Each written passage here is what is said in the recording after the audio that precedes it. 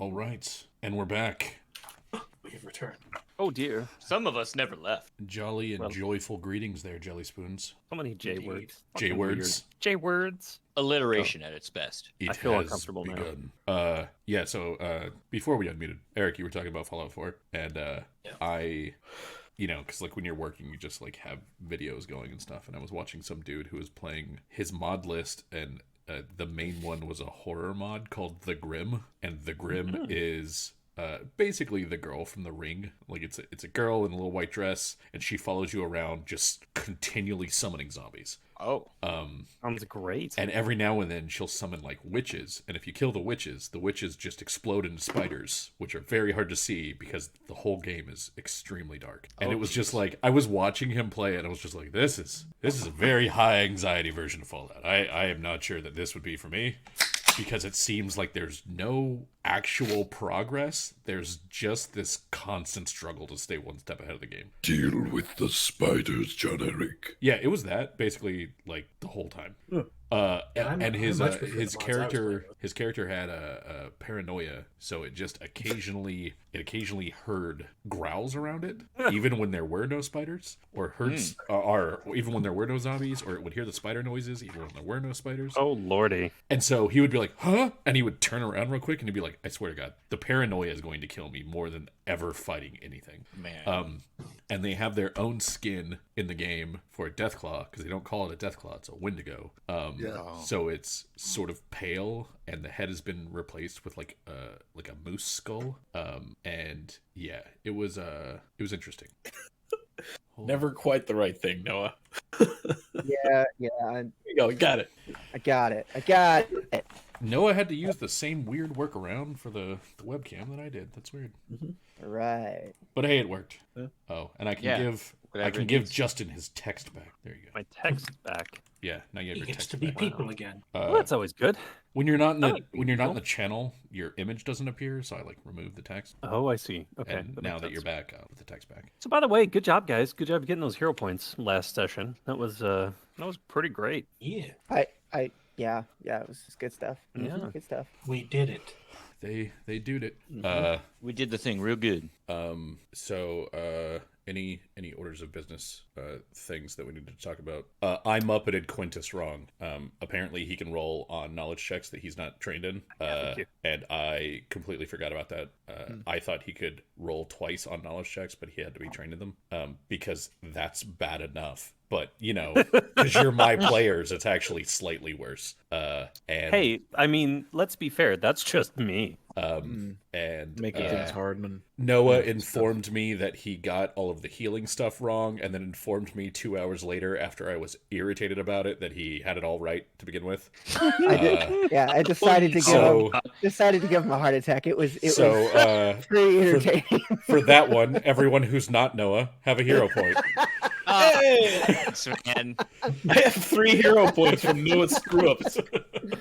Hey, hang on. Like- Hang on. First one wasn't my screw up. The last one was First one was Travis's mine. screw up. He goes, "Oh, actually, I just read this, and I couldn't have done anything that I did when I was healing everybody, and man, I'm real sorry." And I was just like, "Damn it, dude! Like, learn your guy." And it's fine, but like, learn your guy. And then I started reading it, and I'm like at work, and he's reading it, and he's messaging me about it, and then he comes back like a few hours later with, "Actually, it all just worked out fine. Like, I can do that. It just unlocks additional stuff in later levels." And I was like, you piece of poop. Love it.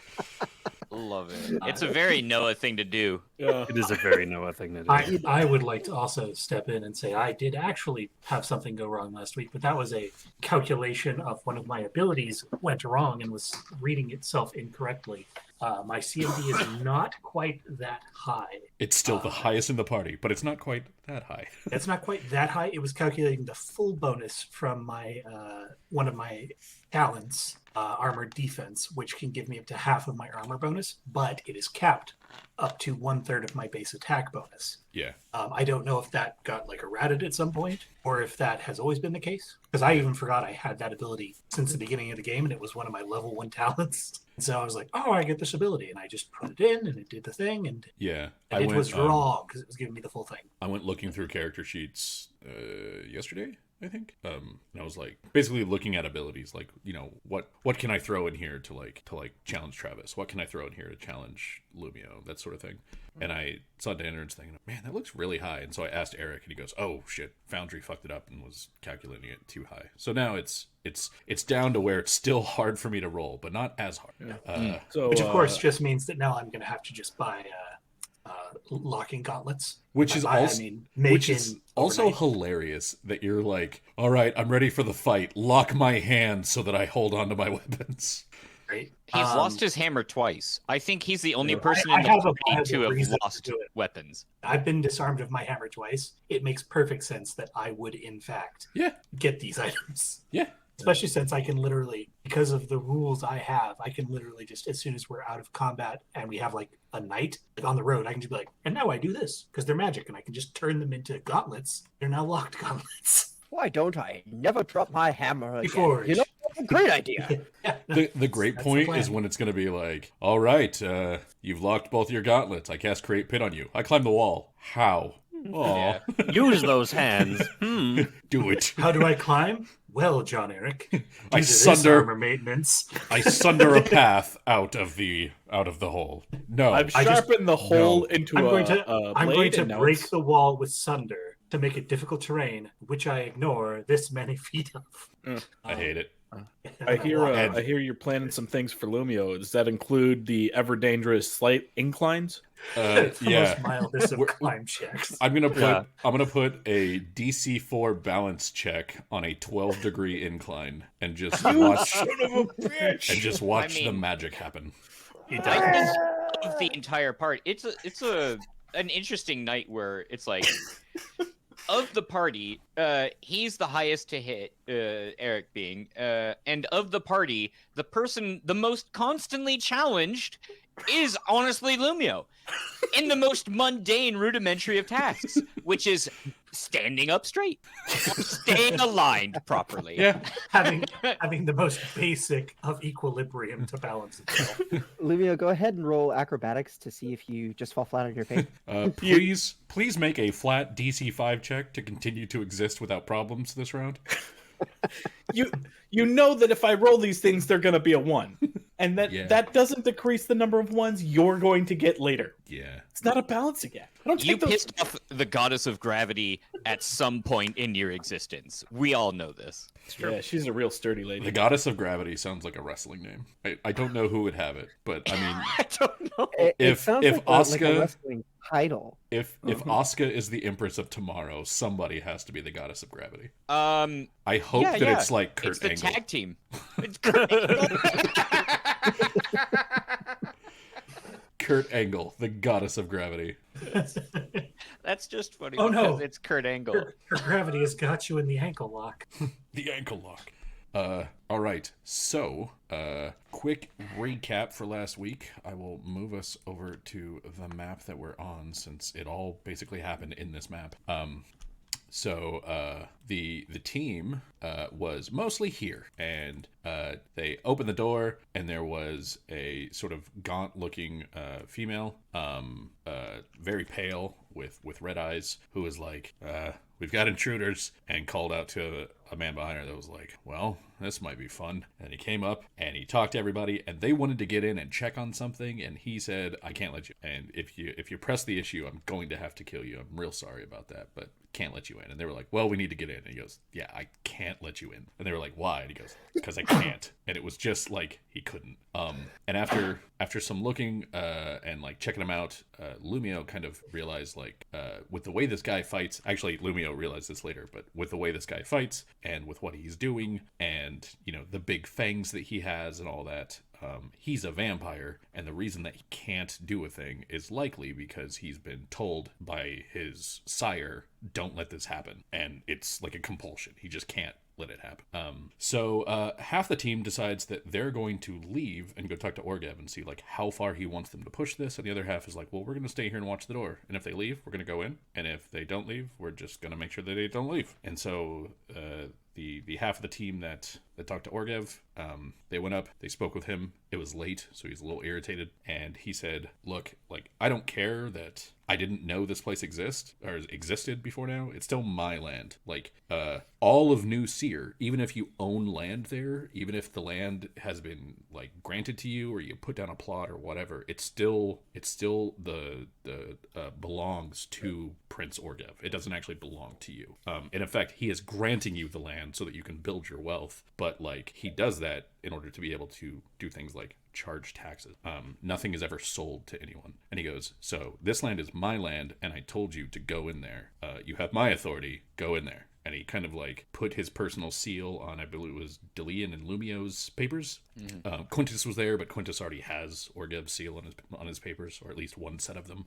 And then they were like, "All right, we're gonna head back." And so as they were heading back, the door opened, and they saw the male vampire there, the duelist. And he shut the door, and he goes, "Look, if we show you this person, will you leave?" And they're like, "Yeah, let's go in and check her out." And he's like, "That's not what I meant. Like, we'll show her to you." And so he shows them this diadem that has these little moons on it, like little mirrors. And he goes, just look at the middle one and think real hard about seeing her, and you should be able to see her." And Sharut does that. And so Sharut is basically looking through a mirror at a vampire. And vampires don't have reflections in mirrors, so what he's seeing is just like empty bloody clothing in the shape of a body. And he goes, "This does not show me anything."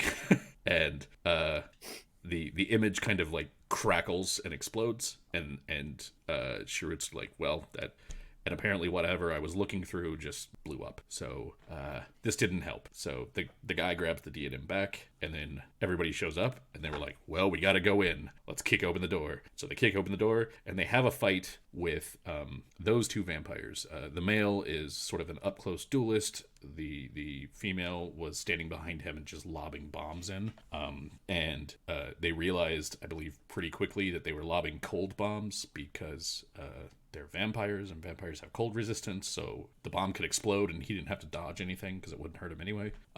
Working together, they managed to take those two out. There was also a potential encounter in here. Dandarin looked at it through a window and went, "That looks like a potential encounter that we don't need to have." And then he arcane locked the door. So that door won't open again unless somebody makes a real good disable device check or like blows it up.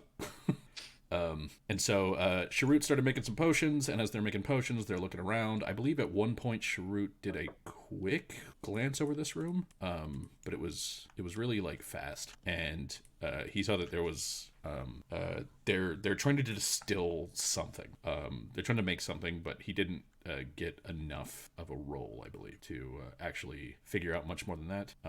And then they move up. As they move up through this window, they can see a person laying in this bed, and they go, "All right, well, let's go in." And as they go in and they get close to her, she kind of snaps awake, and she starts asking for a taste. "Please, just give me one taste. Just a bit. You all smell so good." And, I do. And they're like, "Yeah, we're gonna have to like give her a bit so that she doesn't bite all of us." And so they start trying to work some rope into her mouth. And as they're doing that, these two containers in the back open, and Nemeth and Marshall both step out looking like they're ready to fight again. Nemeth no longer has his sword because Dandarin has it, having just smashed the blade at like a 90-degree angle to the left. But he's still a vampire armed with his claws. Marshall will still have all the things that Marshall had before. And as they start to walk out, the woman who Delian is like putting the rope in her mouth to prevent her from biting people, this pulse of this like green-gray energy kind of floods out of her, and they see that as the pulse hits Nemeth, his hand, which was previously kind of broken by Dandarin, kind of snaps back into place, and all the bones heal up. So I believe with that, what we're gonna do is we're going to roll for initiative. Can I roll some knowledge checks real fast? Yeah, we can do some knowledge checks here in a second. I can wait till my turn if that's... Yeah, I would say let's wait till your turn. Okay. All right. And at the beginning of the round is going to be Marshall. So what will happen with Marshall is that you'll see her slug a potion. You see her drink something, and then she will also hand a potion to Nimith. Well, actually, she does it in the other order. What you see her do is hand a potion to Nimith. She kind of takes a step, hands one to him, and then she slugs a potion. And once she's done drinking hers, she will disappear. And then Quintus, it is your turn. All right. I'm going to do a couple of those knowledge checks. Yes. So this would be a knowledge religion check. Or 2 of them. All right. That will be enough, given CR and whatnot. So that'll be enough for a question. Like, you know that these are vampires, but it'll be enough for a question. Are these vampires acting as though their master is nearby to any extent? Like in close proximity, like in the room? Like in the city? You can't get that information from anything that they've said. All they've said is that they can't. Like, they're under orders. And they haven't even actually said that they're under orders. Like, they've just said that they can't, with, like, such fervor that Quintus likely knows it's a magical potion. Okay. Good enough. I'm happy with that. I realize that's kind of a non-answer, but it's a non-answer that I can deal with. I mean, it's like going and looking at a random kid in a city and being like, is this kid's parents within 10 feet of us? It's like, you don't know. Like, they haven't said anything. Fair enough. It is kind of a non-answer. Like, I can't answer it with the information that you've given. I'll let you ask a different one. Okay. I think that's, well, shit. Does the setup here suggest that they turned our diplomat the old-fashioned way? Or did they do some new shenanigans to her? I realize I can simplify this down if that's not. Yeah, that's not a question about vampires. Fair enough. Sure. Like, it's not like, you know how knowledge checks work. It's not a perception check. It is, hey, this thing is weak to or strong to, or I know how this thing fights or whatever. It's not, tell me the history of this room. In that case, Quintus is going to look for, just figure out the weaknesses. That'll be sufficient for now. Okay. So for vampires, number 1, they have damage reduction against all weapon attacks that are not both magical and silver.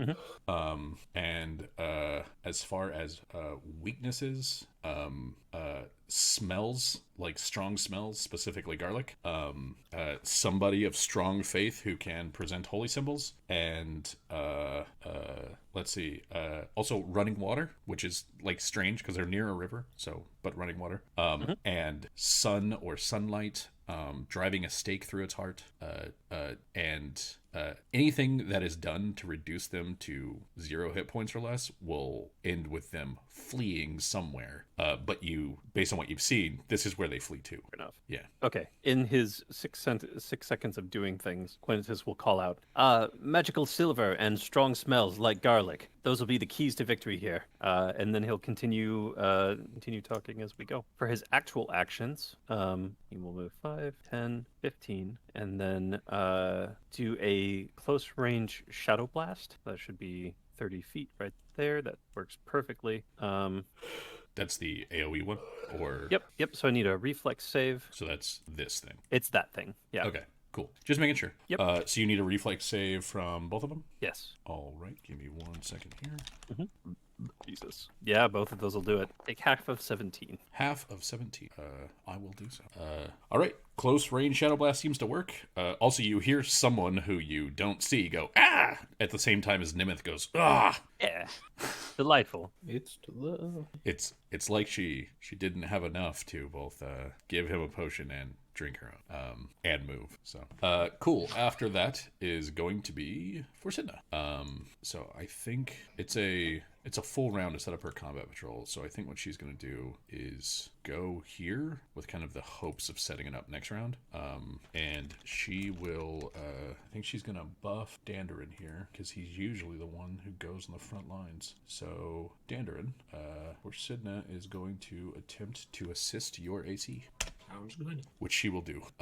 So long as you stay adjacent to her, you will get a +2 to hit. Or sorry, +2 to AC. And from there, Dandarin, it's your turn. Alrighty. So this was the square we last saw her in, right? Correct. So these are kind of like weird sized chairs. Are they actually like this big, or is it like not quite? So don't consider like these squares to actually have chair in them. Okay, But yes, so it's like these more like these these ones, ones. yeah, these 6 do have the chair in it. Okay, that is what I wanted to know. In that case, I will charge. Okay, sounds good. Go ahead and swing. If she is here, I do. Stepping here doesn't provoke, but stepping here would provoke from her if she has an appropriate weapon to attack of opportunity. Well, she does have her slam. I don't think she wants to spin. Give away her invisible. She doesn't want to position. drink the potion, and then you walk by, and she goes, "Oh, hey, I'm right here." So no, she'll just be like, you just hear from next to you, Nemeth, watch out. That's it. Like, she's just gonna let him take it on the jaw. Yep. Speaking of which, I'm gonna go and try and sunder his hands. Again. I will be shield bashing with my shield though, because I know silver. Yeah. All right. So swing for the claw. Ooh, Or for the I'm slam. going to re-roll Ooh. that because I have full hero points. Here's the thing: you don't have to. You don't have to spend it. You can just hold on to Yeah, but I feel Noah's gonna get me another one later.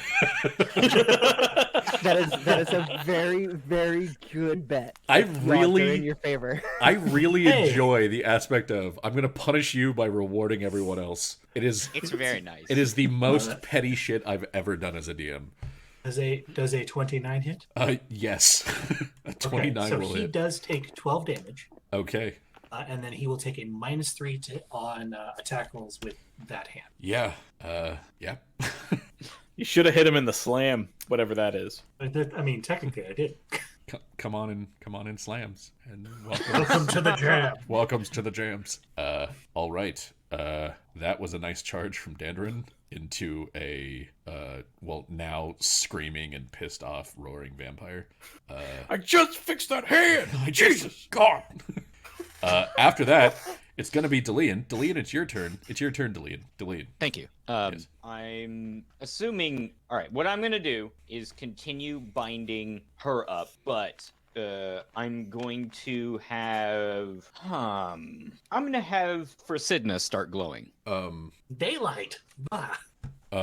Okay, so is that a standard action to glow for Sidna with the light sphere, I assume? I believe so. Yes. Yes, it is. Okay, and then you're basically just spending a move action to continue tying up. Yeah, I figured Para. that was an easy way of swinging that. Yeah, that works. Oh, I just realized Para doesn't hover a name when you hover over Para. So now she do. All right, you for Sidna will brightly glow. The light I believe the room is already lit for everyone, correct? Mm-hmm. Okay, so I'm not going to put another light source on her because you will all have to see that additional light source. But it's there. Or hold on, wait, maybe there's. I can have it any color I want. It's What? gonna be purple. You got it, buddy. There's. Welcome to my Technicolor Ah, J-Hero. my eyes! This is Oh, what I just saw Noah's go. Jesus. boom, and now he's purple as hell. Hell Noah's Yeah, face yeah. just went. Huh? I love it. And we'll put a little pulsing wave on there, and we'll lower that God down damn to it. like a. Hell yeah. There you go. For Sidna, Suddenly we'll, lack permission to update tokens. What have you done? I've done nothing. I do what You I see the always cool do. pulsing effect. Try to break the game. All right. So yes, for Sidna will radiate a little bit of purple light. Apparently. Neo, stop court wheeling in place. This is important. Nemeth will. He doesn't like you having that because it hurts. So he's going to attempt to do the double disarm again, but you have hurt his hand just like you did last time. So this sucks for him. The double legit. do-si-do. So let's do the unarmed disarm. It's a pretty good roll. That It is. will, I believe, take your shield, and he's gonna put it right there. Does he get to move it that far? He didn't beat it by that much. So it's the let me find the talent for you. He's got a talent for it. Yeah, there's a Does it get hurt by holding it? no, not just by holding it. There's a talent that lets him move it when he disarms it. It is true. And now I've lost the name of the thing. If it doesn't exist, it's not real. You know, that sounds right. Object permanence, man. What is your CMD? My CMD is 21. 21. So against disarm. It's whisking disarm. Whenever you succeed at a disarm attempt against a creature, you may have the disarmed weapon or object land 10 feet away from its previous wielder in a direction of your choice. The distance you may have the weapon or object travel before landing increases by 5 feet for every 5 points of base attack bonus you possess. So it's 15 feet. So he will put it 15 feet away, which is right there. However, here's where I screwed up last week. You took his weapon, so he's using his slam. He doesn't get 1 slam per hand. He gets 1 slam, and that's what he just used it for. So he put that there, and that's his turn. However, he is a duelist. He disarmed you. Since he disarmed you, you will start bleeding a little bit as his claws kind of rake against you, so you will take 3 points of bleed damage on your turns from now on. And he just like rips it away and goes, I'm going to drink you dry. And then it is Sharut's turn. Sharut, someone's going to drink Dandarin dry. Would you like to act on this by shooting Dandarin? Can't shoot what's already dead. I don't know why I really like trying to get you guys to shoot each other. Like, I know, it's just some kind of fun thing for you. It's so stupid. You even entice us with hero points, which at times vary. Or a position in the new Goblin Empire. Yeah. Sharut's gonna move over here, and he is going to he's gonna take a single shot. Actually, he's gonna move there, I think. Apparently, you're just rude, John Eric. It's still 35 away. No, it's 30 away. Okay. What are you trying to hit? Who are you trying to aim at? The invisible vampire. Okay, gotcha. So he's going to fire a single shot at the invisible vampire with a flashbang, but he's also going to use his focus to use a material in position to make it a dispelling detonations flashbang. Okay. So we need to see if this hits before anything happens. So let's let's see if it hits. It makes more sense for me to just throw it. Yeah, I'm gonna just throw it because it's a touch attack at that point, I think. 1 second. Sorry. It's lots of words. As a ranged touch attack, yeah. 30 feet plus 10 feet per class level. Okay. Yeah, I'll do that instead. So your flashbangs, if you just throw them, they're like alchemist bombs? They're just touch attacks? Yeah, they're just touch attacks. Neat. I haven't actually seen you do that yet, so that's cool. So that's gonna be just I can just do like a standard attack for that, right? And then we just use the touch AC. Yeah. So let's hold on. Let me check your sheet real quick. The best thing for this would be your hand crossbow, the non +1 hand crossbow. Yeah, that's what I figured. Yeah. Okay. So you could just roll that against her, and see if you hit her touch AC. And then this is a ranged attack, so it does count as a point blank shot, correct? Correct. Sweet. If you're within your 30 feet, which indeed I am. You are. Well, so 22 hit. That'll hit. I need you to roll a D100 and get between a 1 and a 50. 100. Ah, I did it wrong again. Slash first. This is not Reddit. R/D1D100. Hey, okay. Nice. All right. So flashbang damage. We'll do that first. That's gonna be. I'm realizing now my mistake. I'm gonna let this happen because of my wording previously. Normally, if you roll the 1 to 50 or the 1 to 20, that's when you miss. But I was like, I need you to get between this. I'm gonna let that stand. That's on me. Okay, so you hit. So go ahead and make me a fortitude save, please. She is undead. I think. Hang on a second. Creatures that fail their saves against the. So this is. She can be blinded though. So yeah, I'll roll the fortitude save. Let's see how well she rolls her fortitude save.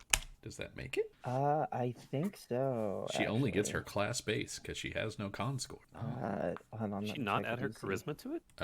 No. Oh, I thought that was an undead thing, but nope. It might be some types of undead get it, but I think these are vampire spawn, not vampire. Okay. Yeah, that might be different. But that's meta knowledge. I don't know. The DC for that is currently 16, so she does make it. Oh, just barely. Just barely. Okay. Which is a shame.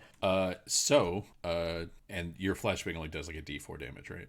It's currently a 1d8.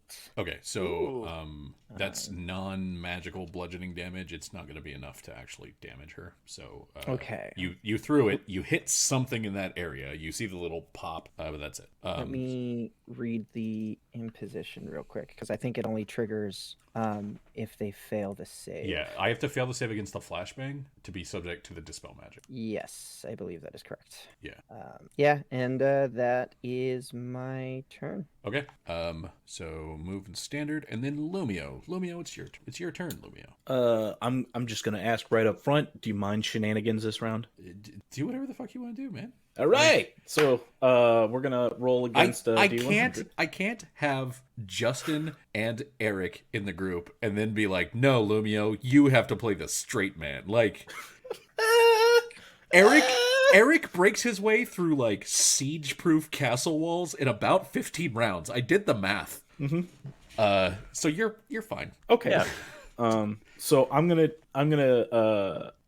add 100 to my D100 roll, and another 50 on top of that, so that I can cast something, call it fire, but it's actually radiant damage. Ooh. Oh. So I'm rolling against 160 for my D100. A special. No. It. Hold on. All right. Okay. Panic! I said too many things. Hold on. I gotta check something. Well. If it isn't the consequences of your actions. I asked first. Okay, so I looked. So to hit the major chances, you have to get above 200%. Okay. It's not 100. You will, Okay. however, you will guarantee one minor event and might get a second. Yep.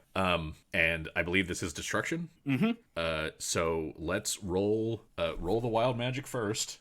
Roll it once to see what happens, and then roll a d100 to see if you trigger a second. I want it to be so bad that it annihilates the person Okay, we're trying to so draw 2 cards from the minor destruction deck. Minor destruction. Oh boy. The spell point cost of the infected increases by 1. The caster just...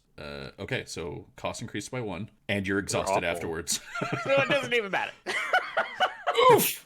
Yeah, this one Very this tired. one really took it out of you. Ooh, that is tricky. All right, so Curse what that I'm gravity, low iron. what I'm doing is I'm casting the sphere, which is my blast shape, on top of the guy I can see down here, Nemeth. And then I'm going to use invigorating. No, what was it? Sorry, I just lost it. Damn it! Radiant blast. There it is. To deal untyped damage.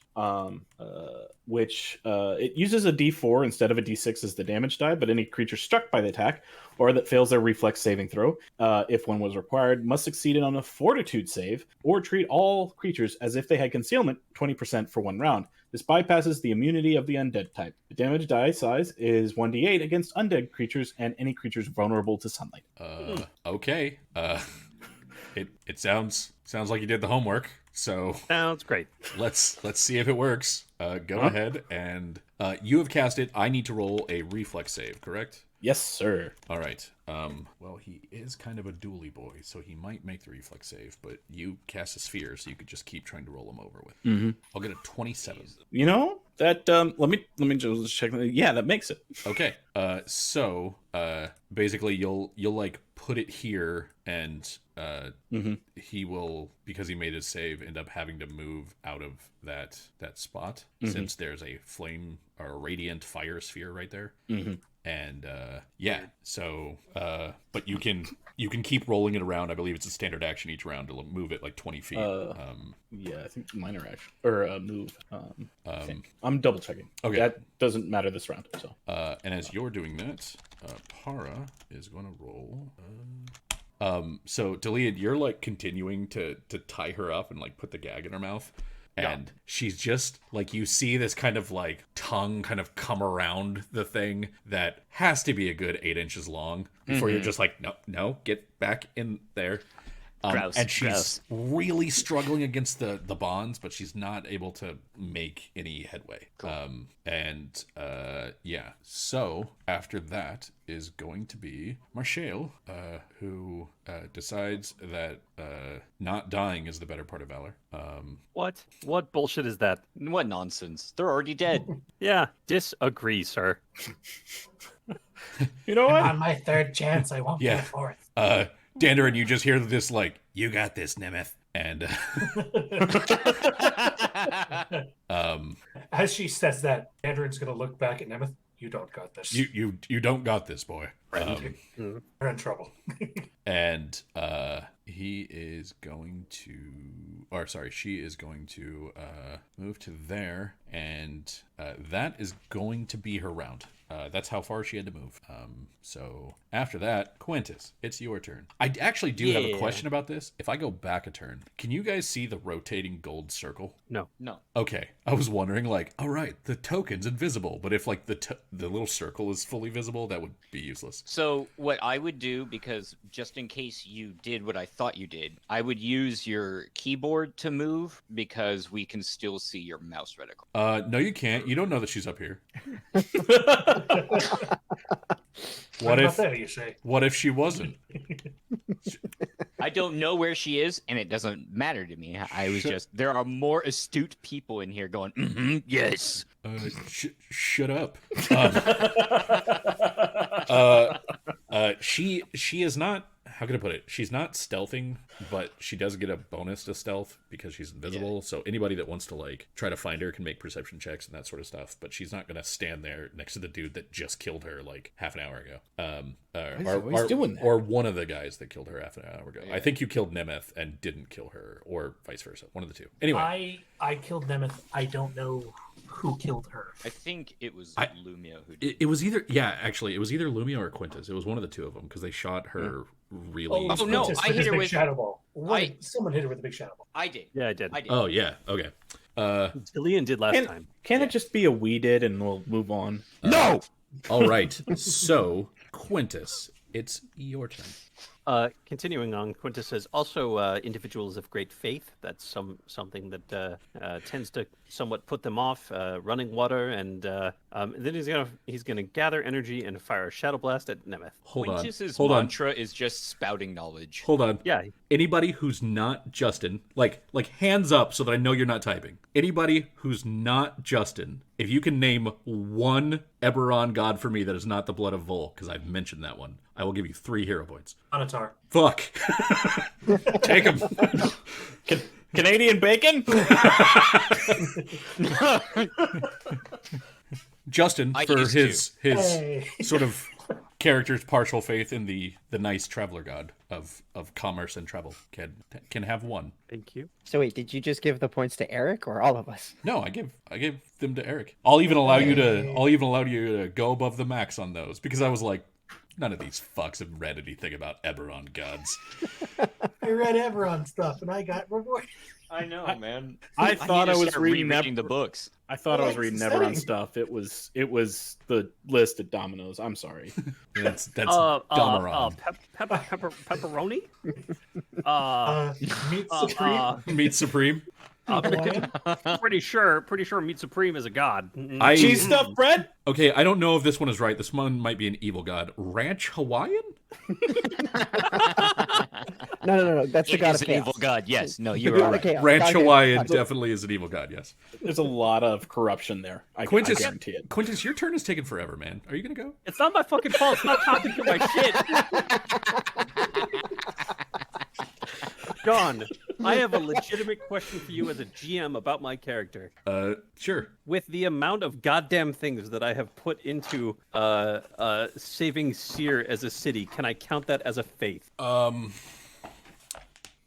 Like faith in the city? Faith in the in its people, in its resurrection and continued growth and existence, in the possibility that can be saved and brought back to glory. I would say yes, but like, so it is as written, not just faith in a thing. Like it is kind of a divine faith. So you would likely tie that to, like, one of the gods, like Kolkorin because he's commerce, or Boldre because Boldre's community, or something like that. So I would say yes, that definitely counts as faith of a sort. Like building the community, you could say is like Quintus doing the work of Boldre. That would be fine. Do you have a holy symbol of any of those gods? He definitely doesn't. He would be using his mementos from Seer itself. Just So he's pulls like, out his papers. he's holding No, up no, his no. like Yeah. his No. first So- place Seer Tago ribbon, and he's like, I protect Seer. No, the A snow ring that globe he's of Metrol. I fight- Behold! I fight for the users. The ring he has is actually I've kind of planned that out as his graduation ring from the Arcane College. So You But- know what? I'll say yes, but since it's not, how can I put it? Since it's not divine faith, I'm gonna give them a bonus to their check. for sure. So if you want to do that, the way it works is one sec. You can try to hold a vampire at bay with an object of faith, or a mirror. Doing so is a standard action, and basically you can keep it from like approaching. It won't be able to move. No movement that would take it closer to you can occur unless it makes its will save. Okay. And it can't even roll the will save for 1 round. So for 1 round, it just can't come closer. Okay. So, and I'm gonna explain what I'm doing so that this is clear. Quintus heard the female vampire just be like, "You got this, bud," and ditch. Or ostensibly ditch. That is not sufficient. So Quintus is going to move 20 feet in this direction towards the door Okay. because he can't see her. He Yeah. doesn't know where anybody is at. So he's going to stand right there. And then taking out his ring, he's like, "Strong faith. I have faith in this. If there's anything that we can do, then bringing the light of Seer back into the world, sheltering its people, growing to the might of what we were. That is where my faith is." And he'll attempt to hold that. Okay, cool. You actually do hear kind of a hiss from Marshall off in this direction somewhere as she goes, "Ah!"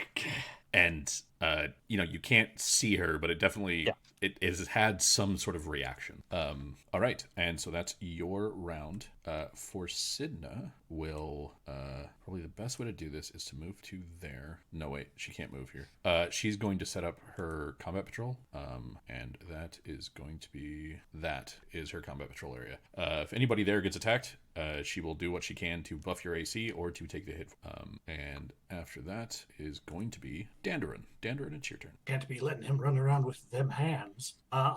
So I'll have to re-roll the damage separately. But I've got Mithril gauntlets that are magical. I punch him in his hand. God damn it. I'm going to take the shield because you're shield bashing. Yeah, I'm going to punch him in his... Ah, man, that's not a great roll. Look at all these shield.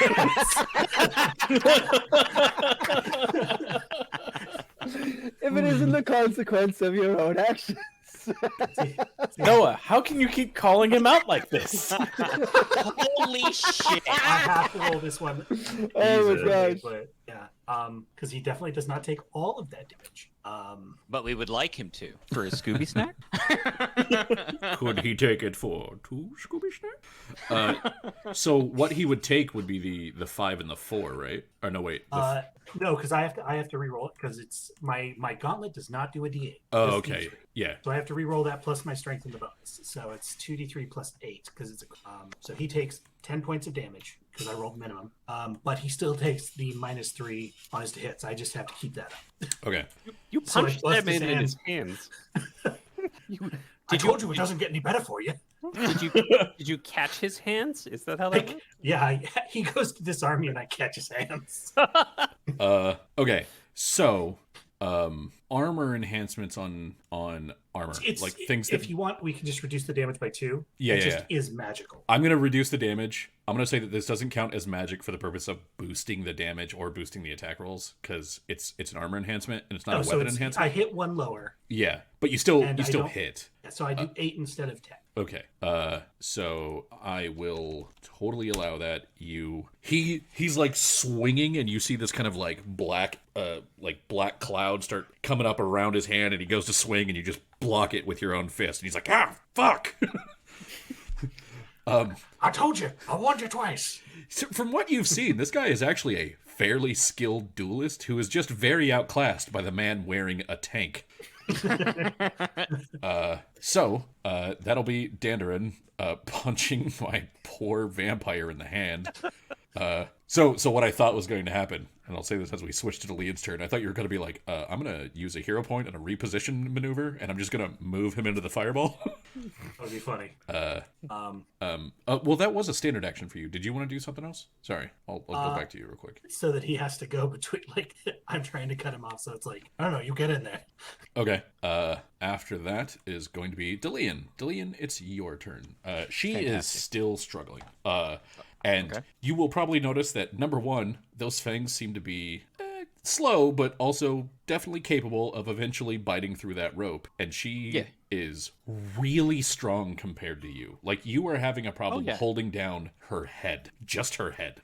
Mm-hmm. It's like she's a vampire. You know, funny enough, that just occurred to me. Okay. Thank you. I'd like to start off my turn with a Delian poem about Dandarin and his mitts. So, when I get in fits, I go in with my mitts and put people into pits by breaking them to bits. Noah, get a hero point.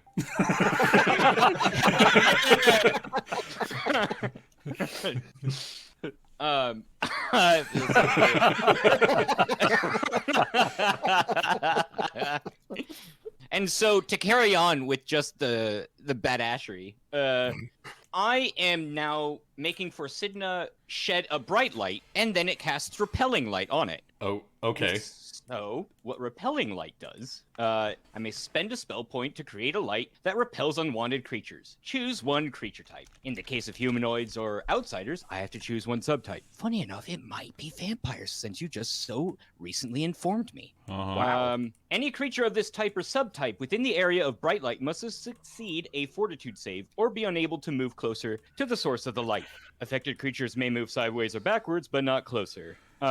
Creatures who succeed but remain in the light have to do it every round. So, okay. Number one, brilliant. Number two, this really reminds me of an amazing tabletop tactic when we were playing War Machine, because one of the War Machine casters, as their special ability, can pick two sides of the table and render the enemy unable to move closer to either of those sides. Damn. And you might think, like, oh, you just pick the front so that, you know, you can't, like, move forward. And it's like, no, you pick both sides so that you can only move directly forward or directly back. And and it's like, and you just call him on it if the dude goes even slightly to the left or right. No, Sorry, man. bud. That's, no, He moved to the you don't right. get to do that. You got to move him back. And I'm just thinking of that because you've done this, like, double light cock blocker dick bubble thing where you've just put up a glowing Forsidna and a ring from Quintus, and I can't move closer to either of them. Yeah. And what's funny is since poor Para's a vampire too. Yeah, so it now I will note it doesn't say that you can't it doesn't say that they have to move away. It says that they can't move closer. Yeah. So okay. So I imagine that's you spending a shadow point to get the ability and then putting that on Forsidna. No, because I own the light sphere. Yes, I spend a shadow point. You spend a shadow point to get shadow magic to buy that to okay. Yeah. You got it. Cool. Yes, for And Sidna. that goes for 4 minutes. Oh, and because you're spending a spell point on it too. Okay. Yeah. Oh man, they're so hosed. They're just so hosed. But that makes like what I'm gonna continue wrapping up. So ponder with me. Her going to try to attack me is going closer to Forsidna. What do you mean? So Like, she's let's not. say if she breaks her bonds. When it's talking about can't move closer, it means movement. It means like squareage. I just wanted to see how far I could stretch it. So no, like she can stretch to attack the dude in the next square over, but she can't move into that square. Fantastic. And then as a free action, I'm gonna basically say I'm gonna need some help here. Okay. And after that is going to be Nemeth, and Nemeth is going to swing at Dandarin with his broken hand. Dandarin. Did you break both of their hands, or just the? Dandarin, is a 13 gonna hit your shieldless AC? Nope. And in an attempt to oh my god, he like can't move. I can't. Okay, so here's how this is working right now. Because You of could move Quintus. sideways. Because of Quintus, I can't go into this square or this square because it would make me closer to Quintus. Because of Forsidna, I can't go into this square, or this square. So I can only move here, here, here, and here. And once I do, I can't move closer. So I have to push my back up against the wall and hope the Dandarin just like follows me and dies. God, that feels so fucking funny. I'll stay. Okay, nice. He will do that. By the way, Dandarin, on your turn, did you make sure to take your 3 points of bleed? It'll get you. Oh, yeah. I'll nickel and dime you. Three points at a time. Just you wait. Yeah, no, you're right. It's. Hold on, let me take it. Sharut, it's So- your turn. So I have a general area of where the caster is, right? So like around this area. Oh, don't want to do that. You have no.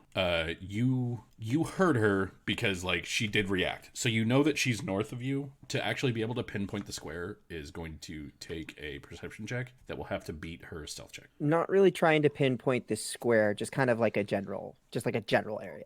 North. Okay. All right. I am going to throw a grenade right here. Let me check the radius on that. Yeah. I'm gonna throw a grenade right there. Okay. And that's just going to be range touch attack against the tile, so long as it is unoccupied. Can you click the square again? Okay, sounds good. Boom. That is outside of my 30-foot range, I believe. Oh, nope, it's within my 30. Oh no, it's from me. Hadur. Oh, that's a standard attack. I'm assuming an 18 hits the space. An 18 will hit the space. You hear no sound of pain or anything like that as you lob it. Now, I'm going to be cheeky and not tell you the number of rounds I've decided for that to go off in, and I'm just going to give that number to Eric right now in a private chat. No. That's not how that works. No. It's going to go off in one round. Okay. Like, Trying to cheese the GM. I just wanted to see. you've activated my trap card. Yeah, well, you've activated my boot, and it's going to meet your ass, and you're out of my game, you piece of shit. Don't worry, John Eric. He sent it to me, so I've sent it to you. He sent me a link to this game.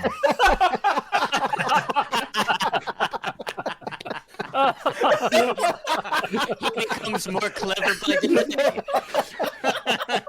I don't trust these robots. They're learning. God damn it, Andy. Well, Andy, it's your turn, and it better be a good one.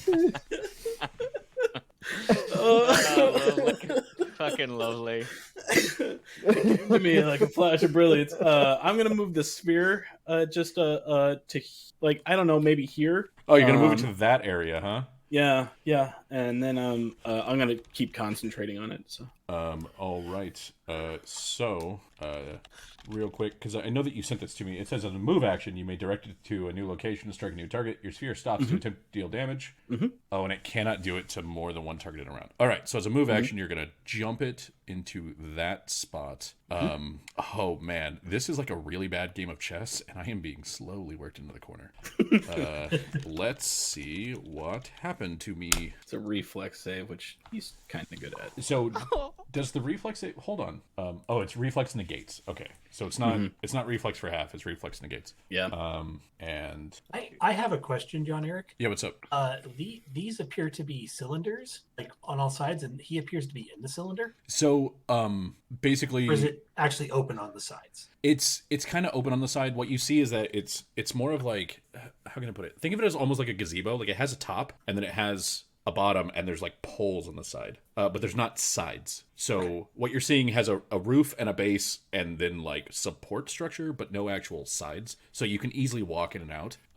And what they had as far as like a place to lay or sleep, from what you could tell, is almost like a little den or a burrow that like a rabbit would have. There's just some dirt that's piled up on the ground that they were sleeping on.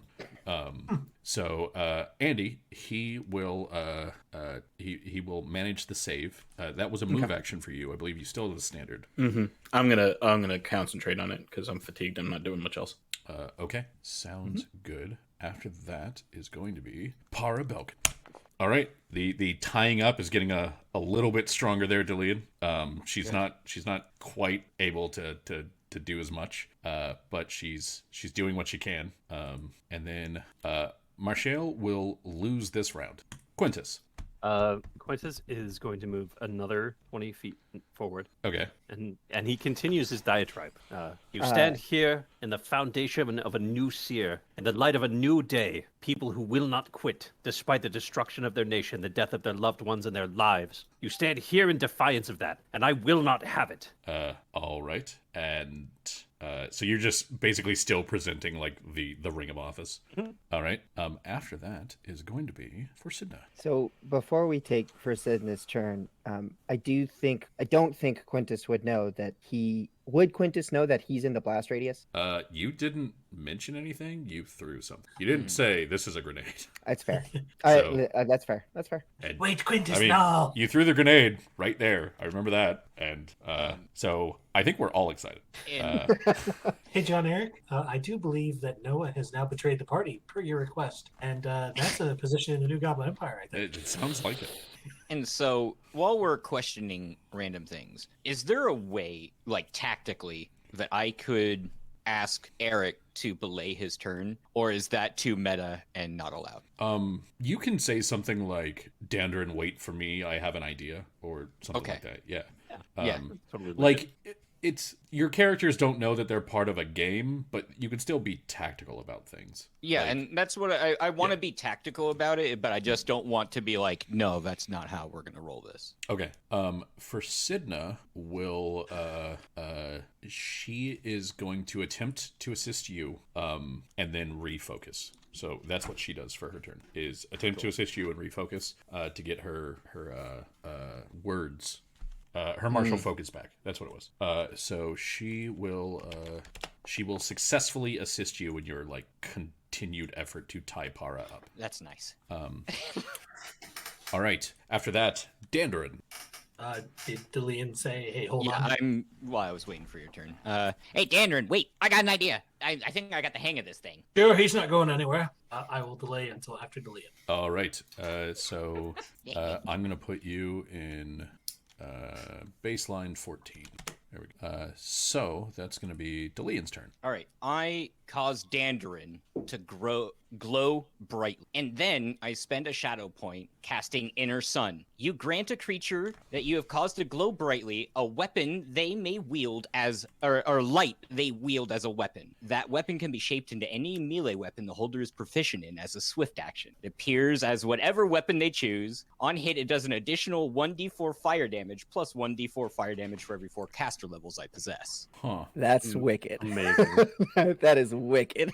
Can you tell me the name of this again? It is Inner Sun. Inner Sun. What? That is interesting. Okay, and so you have to cause them to glow. So, isn't causing him to glow a standard action, and then Inner Sun would be an additional? So, Inner Sun is, I don't believe so, because it doesn't say as a standard action. But I can, if I cause someone to glow, I can, as a free action, cause them to just glow brightly. Oh, wait. So you cause him to glow, and you're just allowed to tack on a light talent, and so you're Yes. picking this light talent. Got Yes. you. Okay. That's what I did with the repelling as well.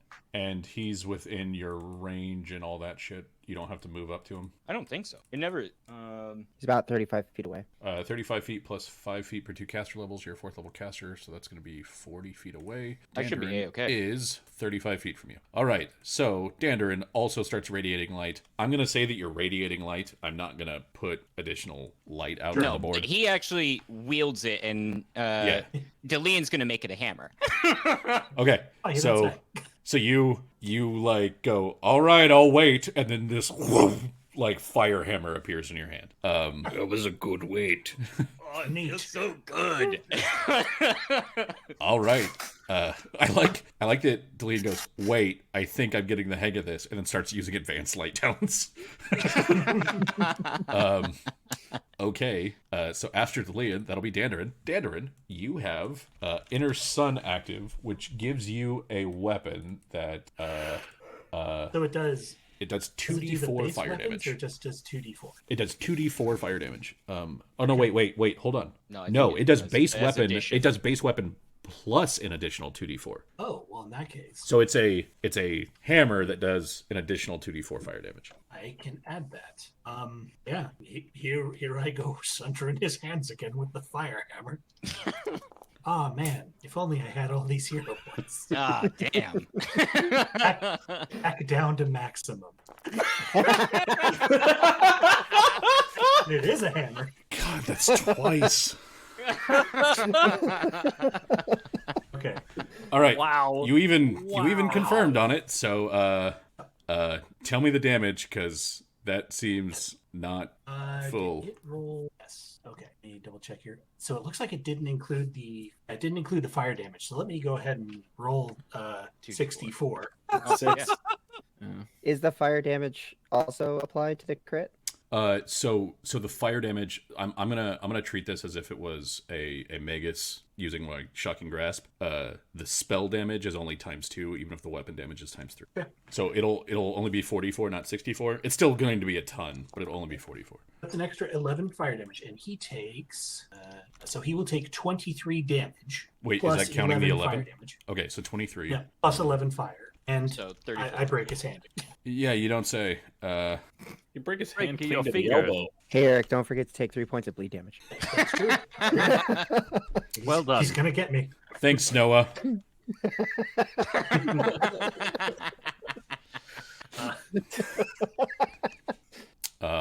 All right. And after that is Nemeth, who thinks you guys suck. Oh,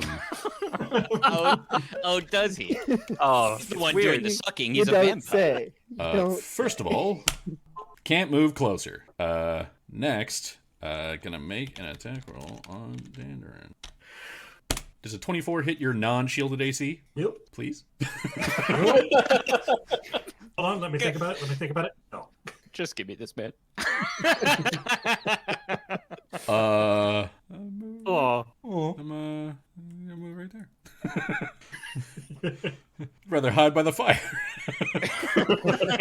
Fire's safe. Where you going, buddy? Where you walking? I thought you were gonna drink me dry. Come on, I'm bleeding. Josh, you want a little vampire. sip? My boy. Sharut, it is your turn. So the bomb goes off, and Uh-huh. just before it goes off, he's gonna yell to Quintus, "Quintus, no!" No, it's in the same 6 seconds, right? sucks. Whoops. Fine.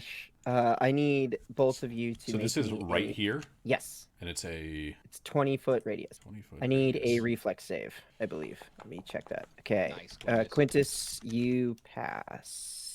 Or yeah, reflex save halves. Okay. Wow. These were both Yeah. very Dexy characters who then became vampires, which get a +6 to Dex. So Okay. And I'm just gonna do this as two good. separate rolls of 3d6. okay. So first because- will be Quintus, No. It's Oh, 'cause it's bludgeoning and fire. bludgeoning Yeah. and fire. Okay. Go Yeah. ahead, and first will be bludgeoning. 10 for the bludgeoning and 8 for the fire. So those are halved. Total is going to be, I can't math. 9. Thank you. 6. It's 6 For Quintus. you. Yeah, You got that DR. because I got that DR. Well, it was only 8 for me. How you like that? I like that one. I like And that. she's saying that while putting out fire on herself. And then I will use a full round action to regain my martial focus. Okay, sounds good. Lumio, it's your turn. I want to give him a little bump with the sphere. Oh, a If I little can- spear bump. Just a little okay. bump. Yeah. Yeah, let me. Still dodging strong. That's real nice. Real nice for him. All right. I'm okay with the rest of my turn because I'm very tired. You're very tired, real exhausted. Okay. She's gonna go about this a different way and attempt a different roll. So gonna try to not just strength it and do a escape artist, which she fails. And then Delian, you see her ball up her own fists and sort of drive her nails into her palms. And like when she pulls them out, you see these like little trickles of blood. Really, really just viscous, kind of black blood Yeah. just start kind of pumping out. And she goes, and this wave comes from her. And she will be channeling to harm living creatures. This will affect. Let me check. Pretty sure she can hit you all.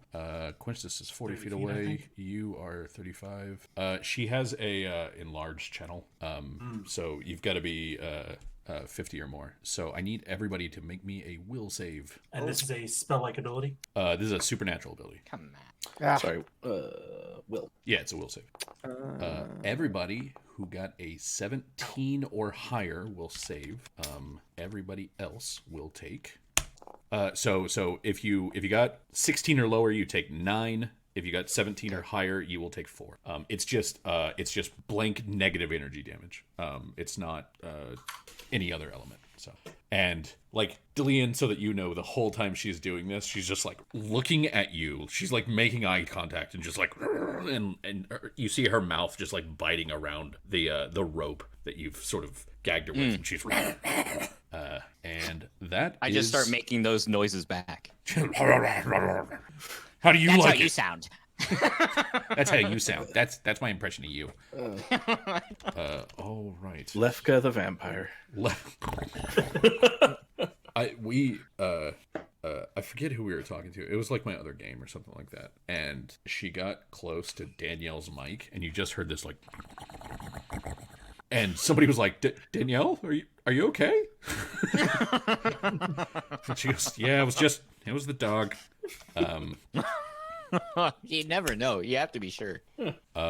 Quintus. Yeah. Well, actually, she will just go ahead and try to hit you with a thing. Does a 26 hit your touch AC, Quintus, if you're flat-footed? Wow. That's very specific. Yeah. Yeah, it would. So that's gonna hit you for a 18 points of cold damage as she sort of fades back into view, and she just throws a bomb that just slams in your chest and blasts you with this frost.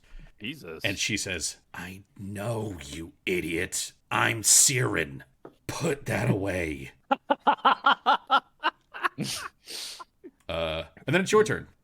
Quintus will back up to the door and stand resolutely in front of it, and he'll say, and yet you defy the will of our prince, you sully the blood of our people, you work against those who survive, as you have not, and it will not happen, it will not pass, nor will you. That's his turn.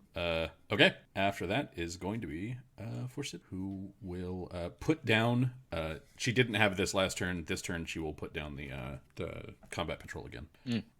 After that is going to be Dillian.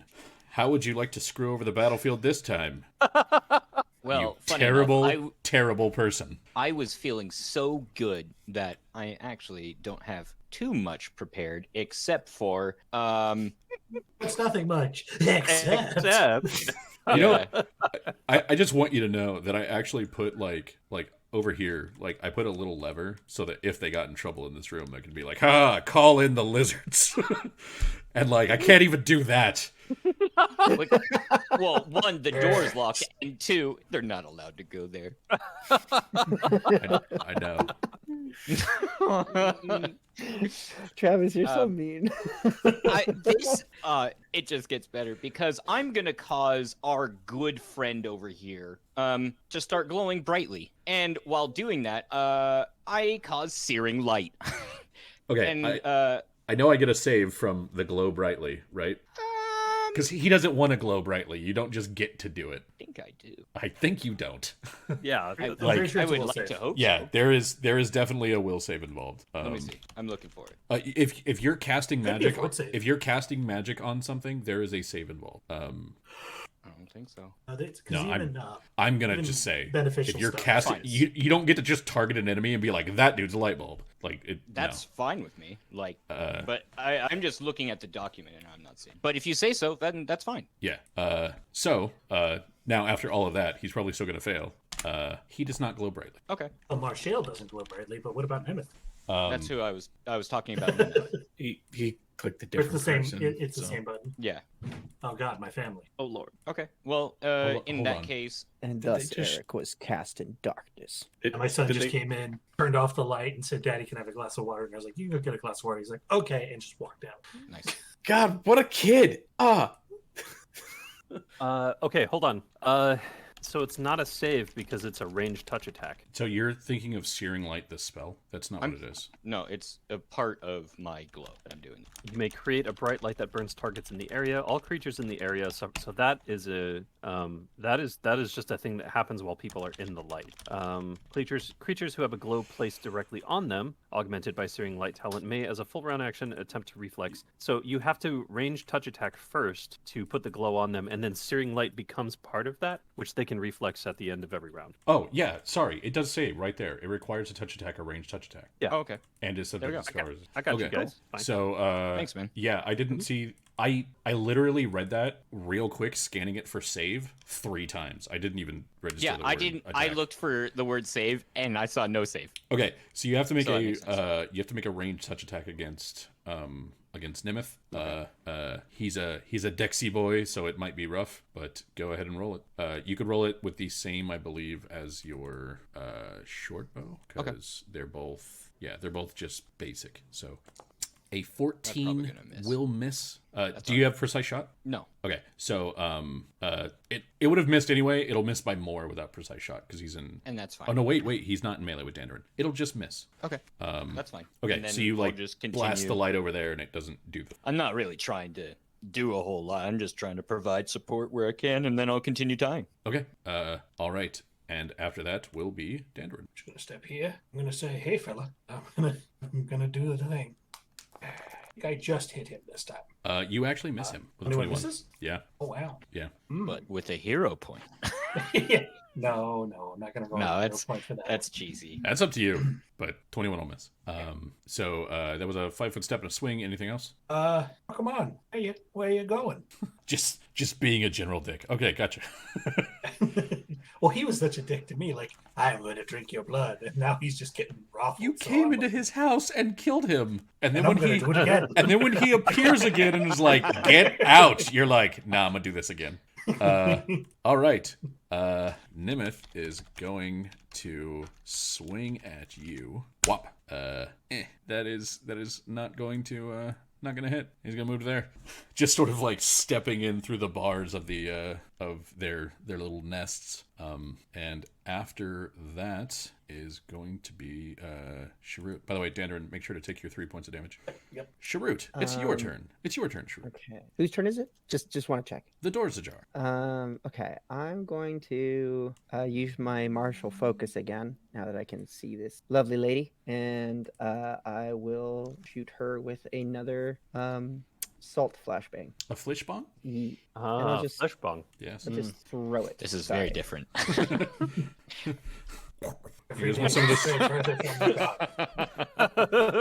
You guys want to take a puff out of this arm? I'm good. Nah, I'm all right. I don't. I really. Mm. I really That don't. is a ranged touch attack, so does an 18 confirm? An 18 will confirm. Oh Hell shit! yeah. So she's going to take a total of. That's the wrong damage.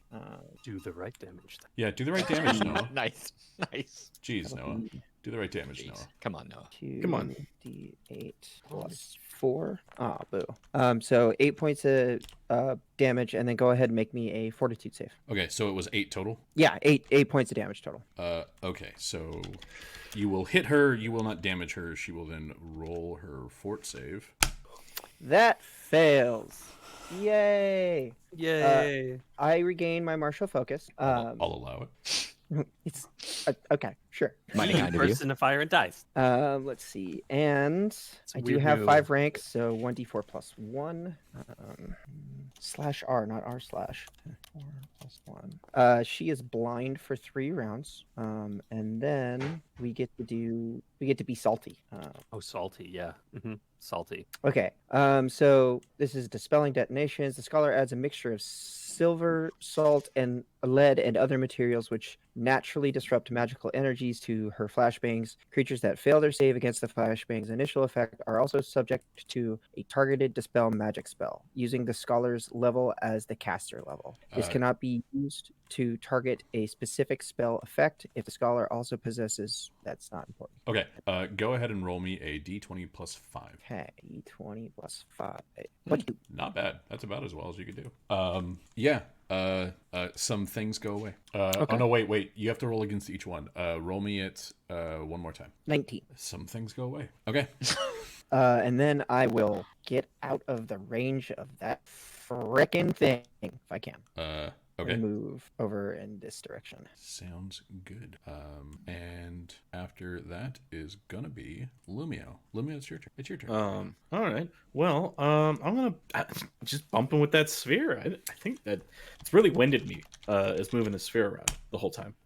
Does an 18 make it? Yeah, it still does. Damn. I am very much butts with this thing. I'm just hoping for those ones. Yeah, You know. like he's just very dexy. Like Yeah. they're both very dexy. So yeah.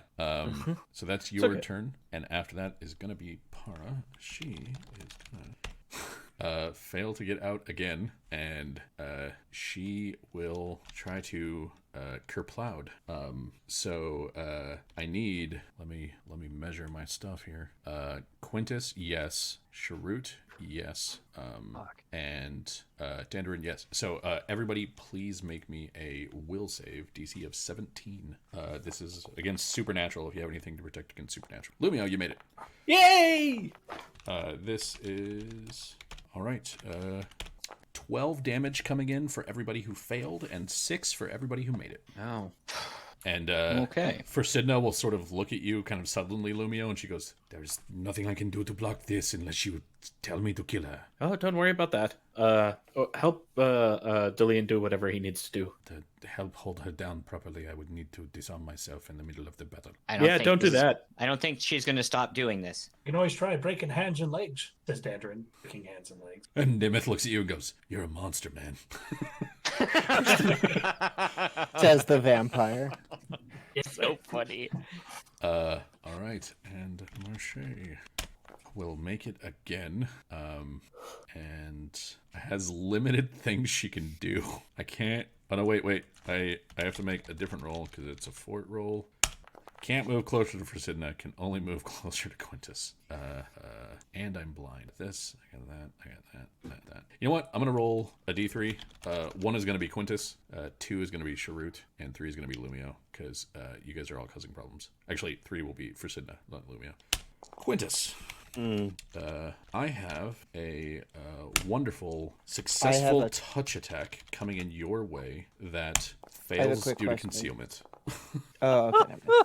Oh, thank 'Cause- goodness. I was wondering, like, if you're blind, do you technically need to roll a perception to find out where people are? Or... No, well, she's throwing it where he was when last, like before she went blind. Oh, okay. And So, so speaking what happens is now I roll a d8 to see where it landed. Not that it really matters because it'll land in a square adjacent to him. So Quintus, I still need a roll from you. I need a reflex save to see if you take half of the if you take splash damage or half of splash damage. That will make it. You will take. She's at 3d6 plus 4, so that's 7. So you take 3 cold damage, which I believe means you take nothing. I take nothing. Okay, so yeah, it'll land like over here or crash against the wall or something, and it'll be, you know, not fully like that, are not fully on target. And she says, "You're an idiot. We didn't choose this. Treat us as some sort of ravenous beast. You're a moron, and it's insulting. And tell that goblin to stop shooting me." And then it's your turn. Oh, okay. So it's a standard action to continue this faith chant. Yep. Which Quintus will continue to do. However, he is going to spend a hero point, and that standard action will be the action that the hero point gets. Because he's also going to spend a full round action gathering energy and shooting a shadow bolt at her. Now she's Oh, so you're going to spend a flat-footed. standard action to do the chant, and then spend your full round action, or spend a Yes. hero point to get a standard action to do the chant, and then spend a full round action to do the blast. Correct. Cool. Now she's flat-footed in addition to being touch JC. So, Yes, she's flat-footed. Yeah, she has the flattest of foots. Yes, that will hit her current AC of 10. You're a monster. And Quintus continues, chosen or not, you act against us and against the will of the city and the will of the people, and it This will is not. such a moronic argument. Oh, I know. It's fucking great. It's like, I'm being magically compelled to do this. You're choosing to act against the city. No, man, No, I'm no. literally fucking not. Choice. It has nothing to do with choice. He's not castigating her for choice. He's castigating her for her position. The fact that she's forced into that doesn't matter. Yeah. He is, she is she's between a rock and a hard place, and she has no leverage to get out. Yeah. And Quintus is fine to be that. He's going by the 40k Inquisitor motto of innocence proves nothing. Yeah. But I'm innocent. And? That What doesn't- else do you have to say for yourself? Being innocent doesn't mean you aren't guilty. What? All right, so you blast her for 18s? Yes. All right. This would be a good point. You're there, you're shooting at her. Give me a perception check with a +2. Gladly. Nice. So until you shot that, she looked almost pristine, but you know that you've done damage to them. This thing is healing very quickly, very, very quickly. Just letting you know that. Appreciate it. I would have given it to Dandrid, but his is still real fucked up. And like the first round that I got to heal without actually taking damage was like last round. Yeah. But Marche basically took some damage and then didn't. Or Marshall took some damage and then didn't take much else. So all right, so that's your turn. We will go to Forsidna, who will she's gonna kind of like move over to here. Won't do the combat patrol thing, and Lumio. Or not Lumio, Dillian, she grabs her sword in the sort of like murder hold, Yeah. and puts the point of the crossguard straight to Para's throat. And she says, if you continue with this stupid struggle, I will push forward. I will put my entire body weight behind it. It is not a magical blade or an enchanted blade, but maybe that will be enough to take your head off, you sick bitch. Stop hurting my friends. Yeah, what she said. And that's her round. It's just going, "Gah."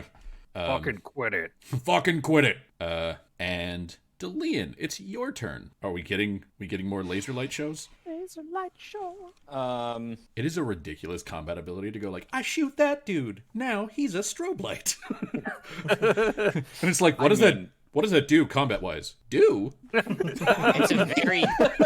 Actually, What? yes, I know what I'm gonna do. Thank you. I'm gonna do a ranged touch attack on Marshall. All right. Make her glow brightly, and if that works, she sees this little orb of light get cast off, and I cast Precious on her. So she is compelled to go chase that object. Okay. blind. He doesn't know that. Oh, Like yeah. Delian doesn't know that. It's So, true. go ahead and roll your ranged touch attack. Yeah. All he knows is that sometimes Sharut shoots people, and sometimes it's poison, and sometimes it's other things, and he threw an explosive, True. and like And it doesn't even matter. it doesn't even matter. Actually, hold on.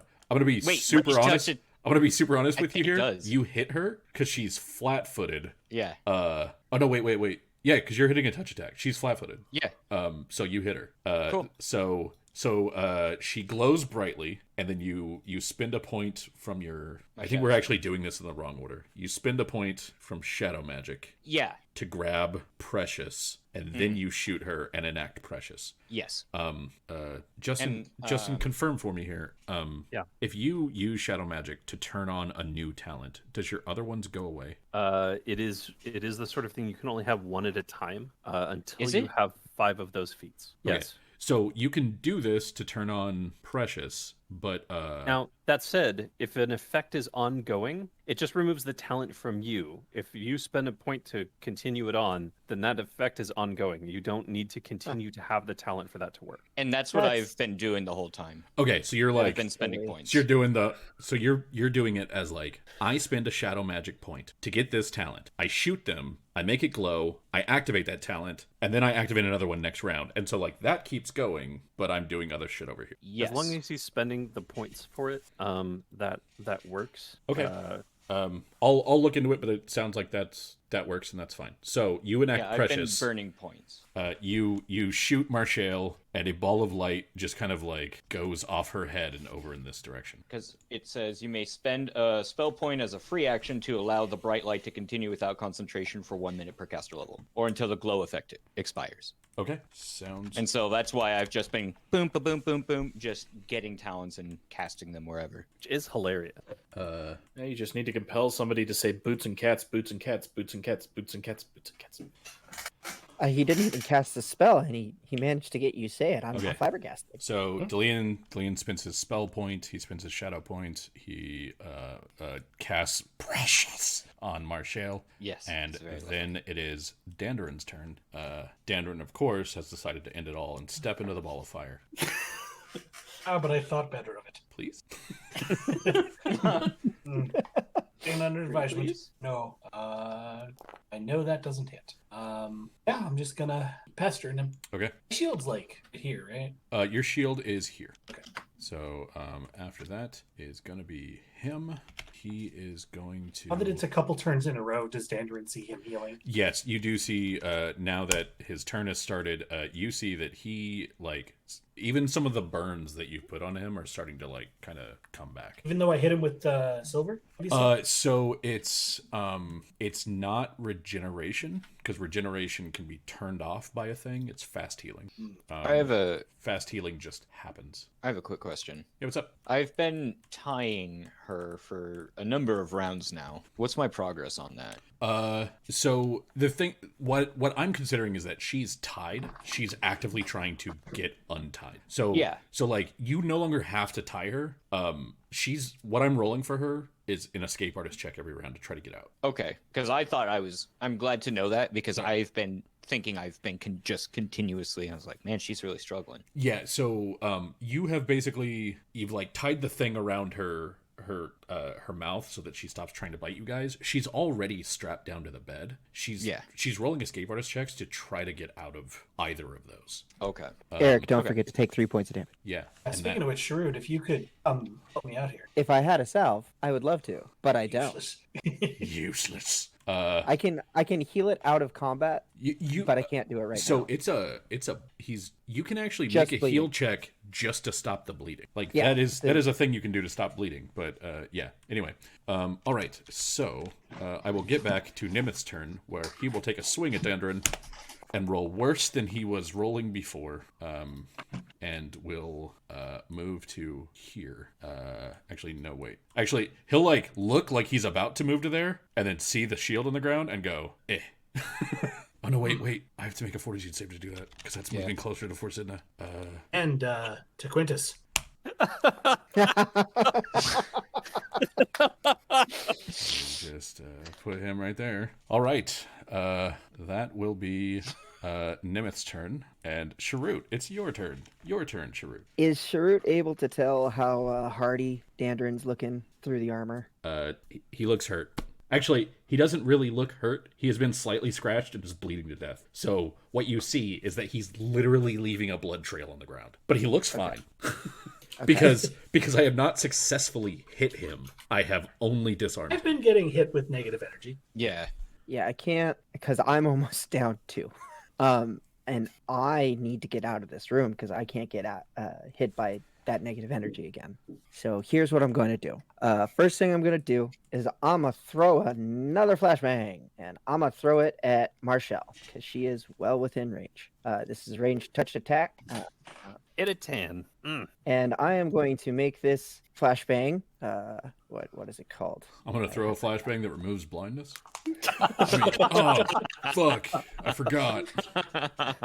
I'm going to make this Belladonna Bursts flashbang. which I'll explain what that does if I get all of the good stuff. Just a regular old touch attack. Hey, that hits her touch AC. Hooray! Can you go ahead and give me a fortitude save, please? You know I can. Watch this. Oh shit, does that make it? Nope. All right. But I said you know Fun- I can. Fun times. Doesn't that give So- you a situational buff? I think that actually stacks with the blind condition? Question mark. So the blind condition won't stack because it's you're putting the same condition on. If you roll higher, you might replace it. Yeah. So Oh, you need okay. to roll to see how many rounds it is. Oh, she's blind and deafened. Ha! Okay, so we'll do that first. 4 rounds. Okay, and then we'll do the damagey bits, which is just a d8 plus 2, and then we get to do the real fun stuff. 6 points of damage. Okay. I regain my martial focus because she failed, but here's the real fun stuff. That is going to be okay. If you're doing what I think you're doing, it may not function. It doesn't. Oh, that's a Because shame. She's undead. 'Cause it's a So poison effect. yeah, it's a can't- poison effect. So Yeah. no 3 points of strength damage. You That can't makes me you sad. can't poison or do ability damage to one. Yeah. So Makes me sad. sorry. Okay, it's Uh, okay. All right. I know, just keep shooting her and making her like blind and shit. That's great. Well, I gotta get out of the room. I know, I understand. Which I So as a think move action, you leave the room. I wanna. I don't know if I want to spend a hero point to try and do something else to the other guy because I can. You know, I'll do that. I'm gonna spend a hero point to take another action. And then I'm going to throw a flashbang at that guy. And we will make this one the dispelling flashbang because I regained my martial focus since Martial failed. And he is within 30 feet, so that's point shot. Does a 17 hit? That'll hit. His touch. Okay, Do you have precise shot? I do. Okay. Then that'll hit. Can you give me a fortitude save, please? That will succeed. So he just takes the damage from the flashbang, which is probably not going to do anything. It's 7 points of damage. And then Sharut is going to go around the corner here. And as he's on his way out, he's going to yell, what is he going to yell? Can't take another hit. Need to get away. Dandrin, you bleed. Come here. Yeah. And these are like windows, right? These are like a Yeah, physical barrier. These are all windows. Okay. You should be able to see through but not pass through them, hopefully, if it worked. Yep. So- Okay. And that is my turn. All right. So top of the round, or not top of the round, but Lumio's turn. Lumio can go. Top of the Lumio's round, your turn. Lumio. Top of the Lumio. It's the round. Send Call the ambulance. Bondulance. Please call the Bondulance. So this whole thing of throwing that sphere at that dude, it's not really working. So he's gonna move it across the room. How far can you move it in a single move action? That was what I was double checking when my turn decided to start. I believe it is right now 30 feet. There it is. It's 20 feet plus 5 feet per 2 caster levels, so that is 30 feet. Yes. Okay, so 30 feet puts you to there. Yeah. And then Not very far, but it does move. so you can move it to there. If you wanted to then spend like a hero point, you can move it onto her because she is precisely 60 feet away. That is way better than just letting this slowly drag out. So I'm going to go ahead and do that. Yeah. All right. So Still have one hero point in reserve. you move the I think. radiant fire over onto her. Oh no, I do. She will take a penalty to this DX. It's 15. Well, I got a 14. So would you I like? hit with the sphere! I hit with the sphere, everybody! Good lord. Would you like to lower it to 14? No. Would you do it I- for one? No. Go ahead and roll your damage. All right. This has got crazy stuff going on with it. That's the wrong screen to roll things into. I was rolled in Twitch. No wait, it's D4s right now. So that's 10. Okay. But they're Keep it up. undead, so doesn't it become d8s? Hold on. Oh, that's right, it does. Yeah, so it's actually 3d8 for her. Did you roll 3? Consistency. God, I love this group sometimes. I like that whether you guys are successful or failing, you're still failing. Failing all the way to the bottom, man. Yeah, so- she screams in pain because you're bathing her in sunlight essentially. Mhm. So Yeah. she does not like it. Mhm. All right, and that's your turn. We will then go to Para, who is honestly just gonna still try to get out. Like she needs blood. She's just gonna do real bad. She softly nuzzles you. Yeah, she just kind of rubs her face real gently against Frasidna's sword. With that, we've been going for about 2 hours. Do you guys want to take a quick break? All right, so let's take a quick break. We'll be back at, let's say, 9:25-ish. We'll go with 15 minutes. Yeah. All right, so everybody be back by then. Hold on before we start. And we already started. I already did the thing. Son has literally just walked in the door. Well, What timing? control your spawn, Eric. Do you want me to tuck you in, or you just want to? Hey, so I know that every Friday you have this thing that you do until late in the night. but Literally I every know Friday. systematically that that's the best time to interrupt you, so I'm going to keep doing it because I'm a brat of a child. Your own cup of water. If you want me to tuck you in, that's different. Darling. I didn't. He's a darling. Goob's right in your lap. Why would you talk about him like that? Yeah. Because he's an old man and he deserves all the love he gets. Noah, I found out, by the way, since you mentioned Goob, I found out 2 things about that cat shot. Number 1, there is a shot they can give to you that lessens your reaction to cat allergies by about 50%. But there's a shot that they can give to the cat that lessens them by about 90%. What? So, No way. so they give it. Specific cats. So if I get the shot for Yeah, me and so a they- shot for the cat, I'm basically golden. They give it to the cat, and they're like, it makes the cat produce like 90% less dander. And I was like, well, what? Oh, that's. So you can be the creepy cat lady that we have always treated you as. I mean, You can finally Then- take your bags out of the closet and just carry them places. You can go to the library just to report to the librarians that people are doing things they shouldn't do at the library, but for no other reason. You can have not to way check out too any many books, teapots. just to go to go to the library. I and report literally on knew a people. woman that did this, like, back when I lived in Colorado. Like, she would go to the library and not do anything, just sort of sit there and, like, occasionally walk around and then tattle to the librarians on people. And it's like, why the fuck are you here? Wow. And then it was like, That's a special type of scum. yeah, and it's, you know, hey, like, get your jollies the way that you want to get them, I guess. All right, so we're going to do top of the round. Top of the round is going to be Marshall. Marshall, you don't have to put on the red light? I don't know. So This is a weird red light district. this is it is I a don't like weird this. red light district since it's a pulsing purple light. Yes. Yeah. She is going to move towards Quintus. Please don't. Please stop. And with She's blind though, yeah. Fangs, yeah, she's still blind and she's still deaf, which is why she's blind and deaf. So even though you're still presenting your badge, I'm saying that she can't see or hear you presenting it. But is it the sound of it, or is it my faith that keeps her away? Okay, I'll give you this. I'm gonna roll, but I'm gonna lower the DC more than I was lowering it before. Okay. And she'll roll a Whatever. 20, which I could have Yeah. really used on that attack roll. Lovely. Because I don't know if you guys have picked up on this. One of these characters is built for melee, and the other is not. So So she that's- slashes through ostensibly my square. So Quintus, Yeah. that is going to be an AC of 8, please. Does an 8 hit you? No. Okay.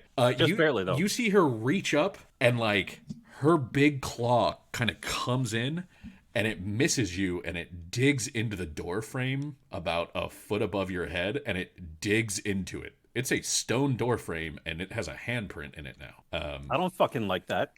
But Power then of Christ compels you. in response to that, it's your turn. Okay.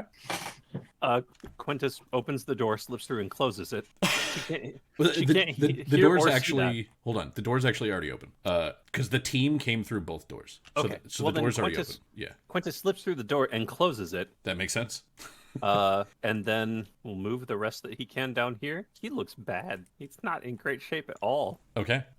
Actually, he'll move there. Fair. That's going to be Quintus's turn. After that, it's going to be Forsidna, who goes.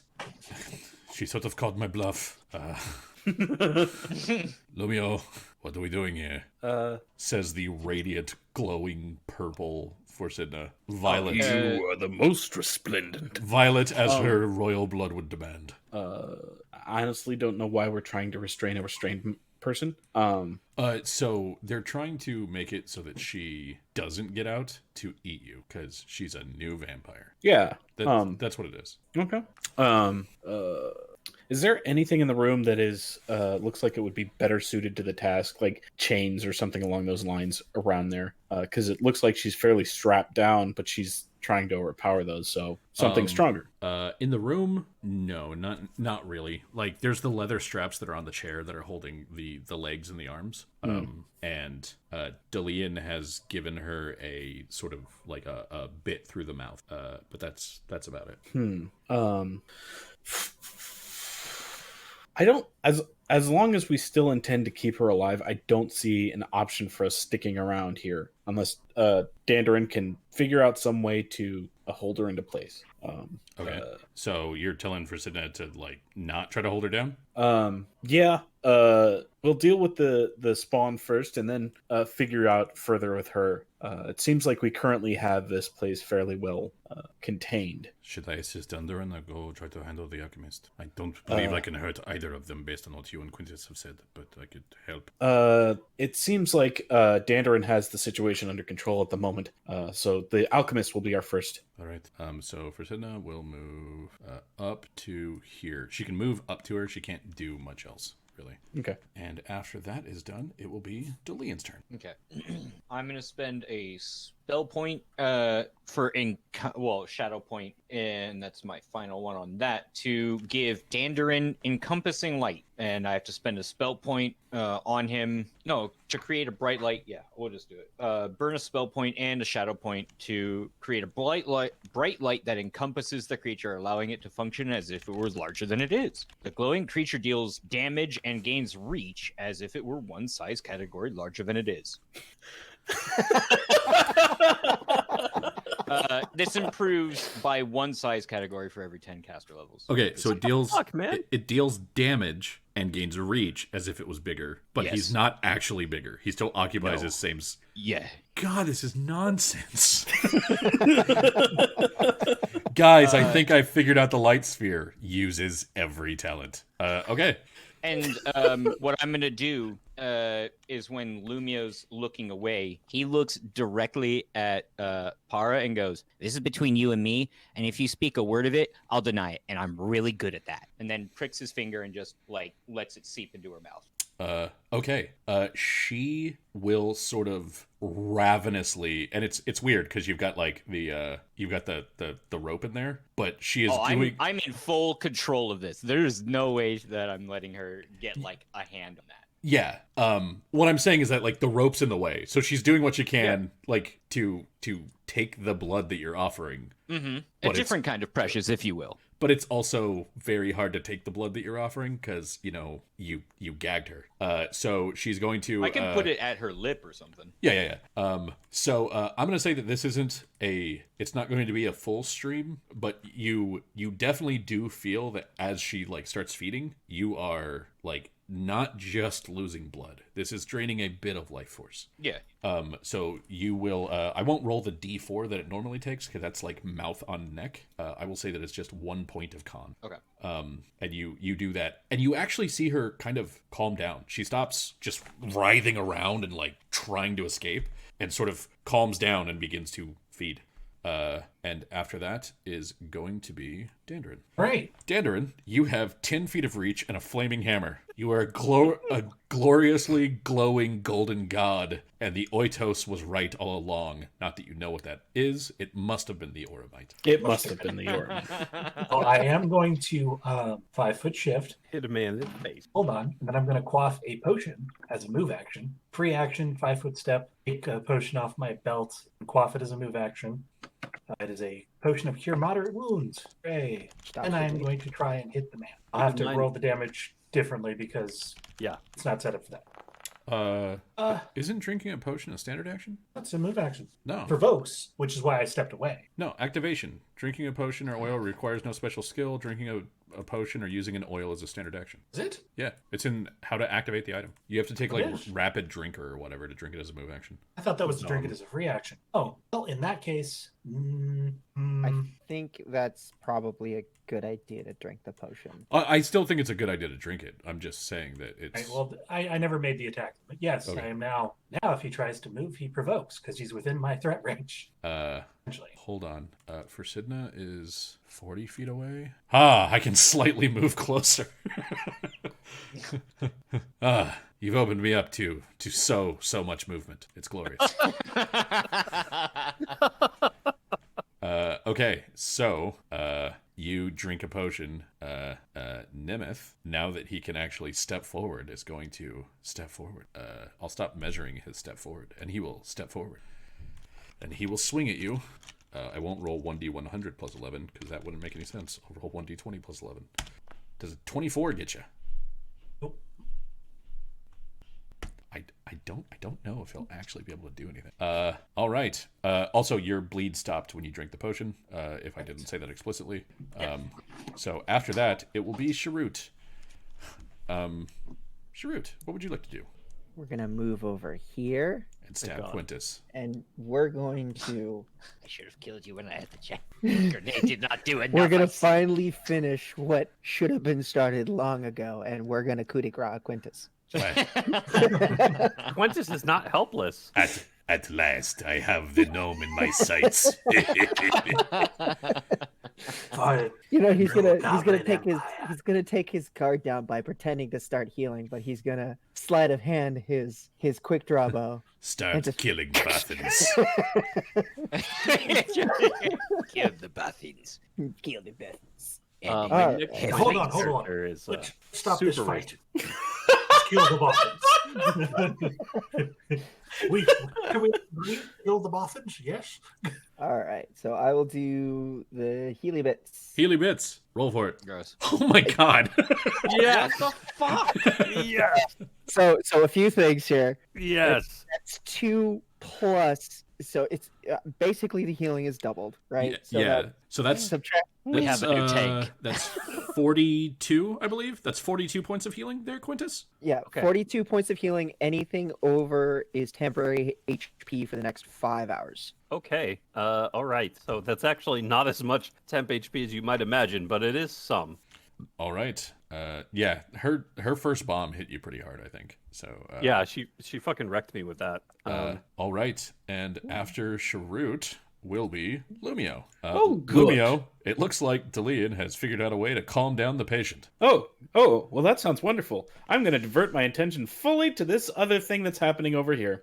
Oh, okay. So I'm going to make the thing fly in kind of a Nike swoosh, where it ends up on this Marshall character. Oh, Marshall. Okay. Yeah, yeah. that makes sense. So yeah, it's going to fly at the door and then at the last second turn and end up in her square. Because that's where it needs to be to do damage to her. Mm-hmm. And then I'm gonna breathe heavily through my non-existent lungs, bend over slightly, and be fatigued. Oh, sounds great. yeah. I will make a reflex save.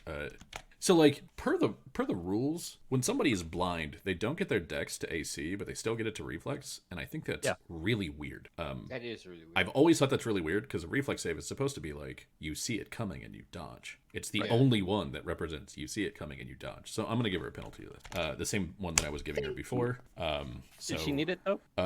if I didn't give her the -6, she would have gotten a 15. Would have succeeded. So she would have succeeded. Fair enough.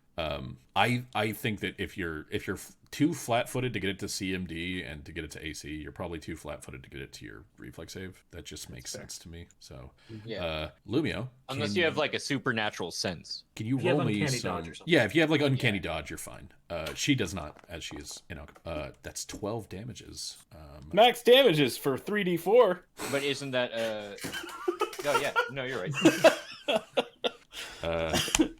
She don't look great, man. She really does not look great. And after that is going to be Para. Para I- will. What's up? I do have a thing to add, even though it's not going to change anything. Well, Quintus is temporarily immune to poison. Yay! Oh, because you had your Nice. material imposition going. Well, it just happens. I don't even have to activate the imposition, Neat. which is weird. We'll talk about that. I don't believe that's true. Okay. Para will drink greedily of the flower of life. Deline, lose another con.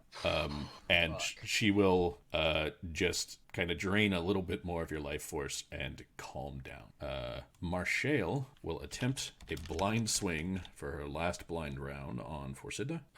She is not a good at it. She does not do well. And then Quintus, it's your turn. Oh, okay. Well, Quintus is back in the fray now. So, Back in the hammer again. yeah.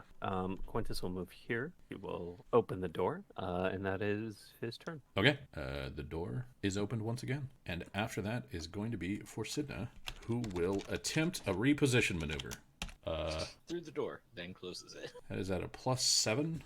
It's not going to work. It's also going to provoke. It's going to provoke from somebody who can't see.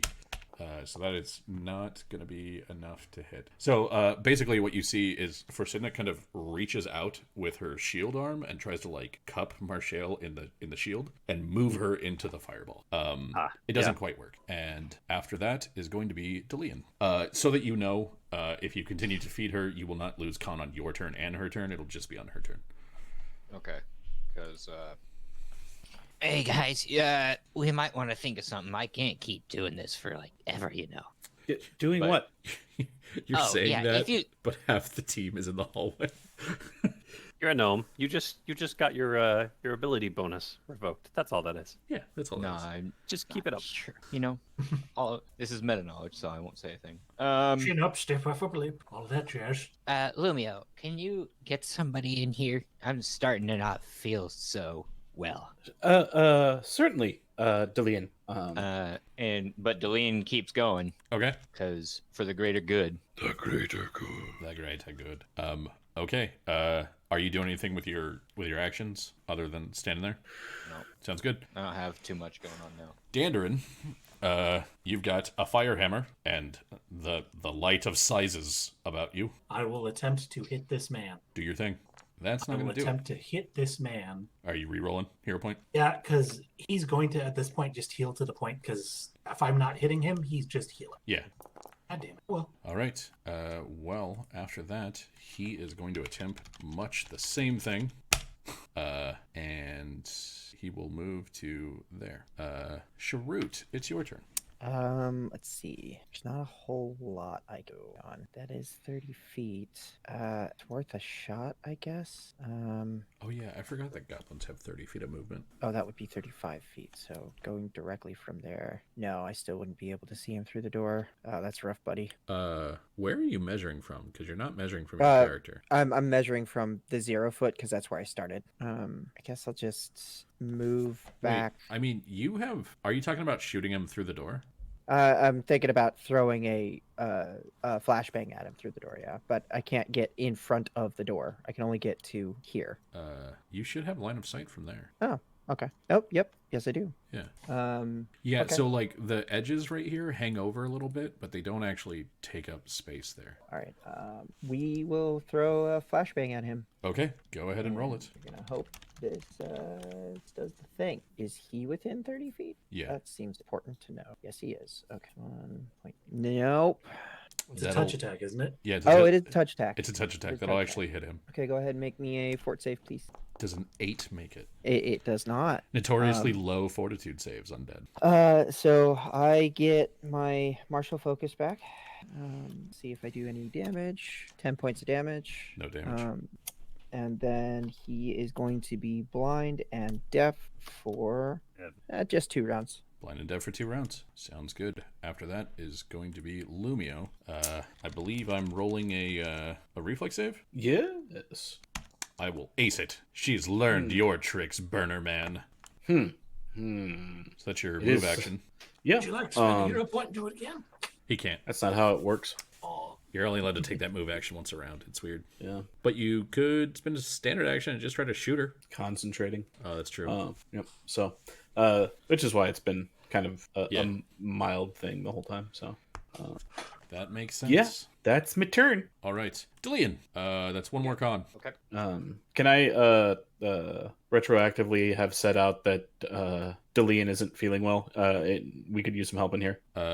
Yeah, you can say it on your turn. Also, Delian, so like there's a point after she like drains a little bit more of your life force where she kind of like is moving her lips against the rope that you guys put in her mouth, and she's making eye contact with you in less of a hungry animal way and saying like Okay. but then if you continue to offer Bloodfinger, she will continue to drink because she is a vampire. Yeah. Gotcha. Then it is Marshall's turn, and she can see once again. So she is going to. She has one more round actually, because it was at 4. She's been blind for 3 rounds. Yeah, Yeah, it but- got bumped up to 4 because I 4. hit her. Oh With... fuck! Well, she can't see again, so she She will. sees again and then remembers she can't see and forgets to see again. Ah, Closes her eyes again. that was the yes, and she will take a wild swing. And she will, I believe, hit. She will hit Forsidna. She will hit her for an amount of damage equal to standard slam. Yeah. On Eric, will she hit her? Oh yeah, that's true. I am also blind. She will. Oh, yeah. She will hit her for 8 damage. And Lumio and Delian and Dandarin, since you were the ones in the room, and you see Forsidna does not look great. She took a solid hit, but it looks like more than the hit just happened. And after that is going to be Quintus. Quintus, it's your Quintus takes a 5-foot step. Quintus takes a full round action to blast her. yes. Go ahead. So, anyways, he starts blasting. So anyways, he starts blasting. Go ahead and make your attack roll. Incredible. You want to reroll that? Incredible. I do want to re-roll that. I'm gonna. Okay. What the fuck, guys? Oh, that's rough. That's rough, buddy. Yeah. All right. Well, Oh, lovely. at least it's not a 1. I'm not gonna fumble my shit and then die to my own stuff. So then. All right. Yeah. After Quintus is Forsidna, who goes, "This really, really, really sucks," and is going to attempt a thing. A reposition. She will try to reposition one more time, and it won't work. And let's see what she's. That's pretty much the best thing she can do. She's going to do that, and then she just raises her shield. So, all right. After that, Delian. It is your turn, Delian. Delian. It's your turn. Thank you. Basically, what I'm going to be doing is I'll loosen up the knots just a little bit, just to make it so that she can. I want to make it so that she can talk, because Okay. it looks like she's trying to communicate, and she's still restrained, and she's no longer trying to bite me necessarily. Okay. Do you have spellcraft? Yeah, Roll me a spellcraft check. I say that not knowing, but I'm pretty sure I do. I sure as shit do. She starts Crushed it. She starts casting a spell. And like her hands are still bound, but you see her fingers kind of moving, and they're like kind of flicking through her palm to get her own blood on them. And she's just, blessed power inside, just this gnome form. And then she kind of like reaches out with her lips again and taps your finger. And you heal 9 points of damage. Wow. What a nice lady. Sure. Oh, wow. I kind of needed that apparently.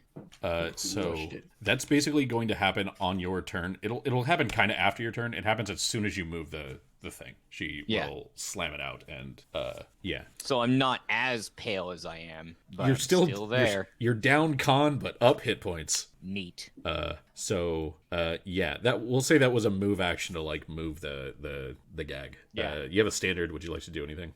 I don't. I'm kind of spent on shit, to be quite honest with you. So no. Okay.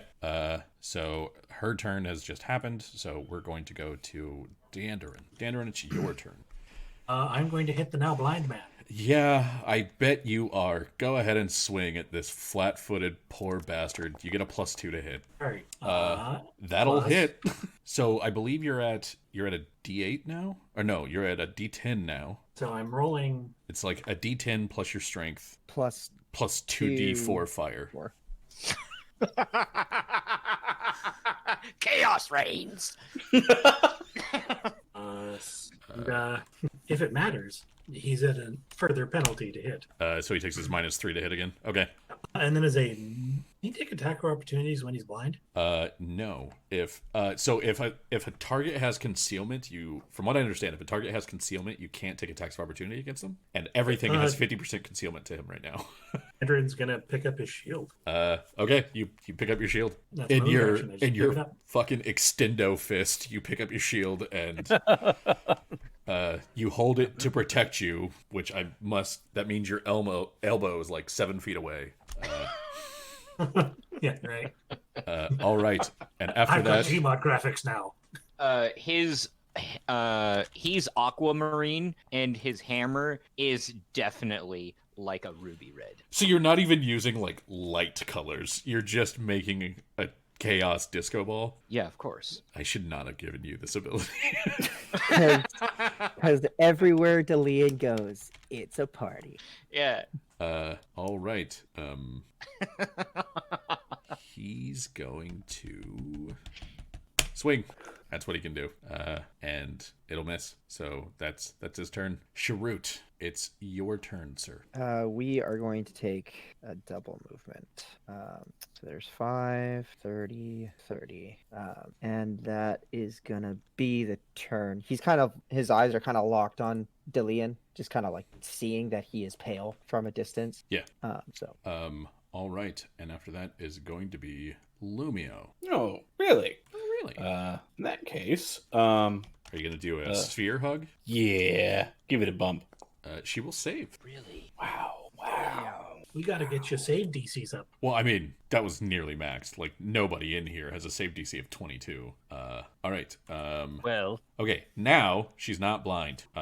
She's going to move to here and provoke from Forsidna, because Forsidna is going to swing and is going to hit for no damage. And she then will... she provokes because she throws a bomb in melee and will miss. All right. And Forsidna makes a save, so Forsidna takes 3 damage. And then she's going to swing with the slam, and will miss. she can toss a bomb and attack. That's crazy. So how many bombs does she have? Bomb's just a weapon. Like you can treat it as you do a weapon. So if you throw a bomb or you have 2 weapon fighting, you can throw 2 bombs.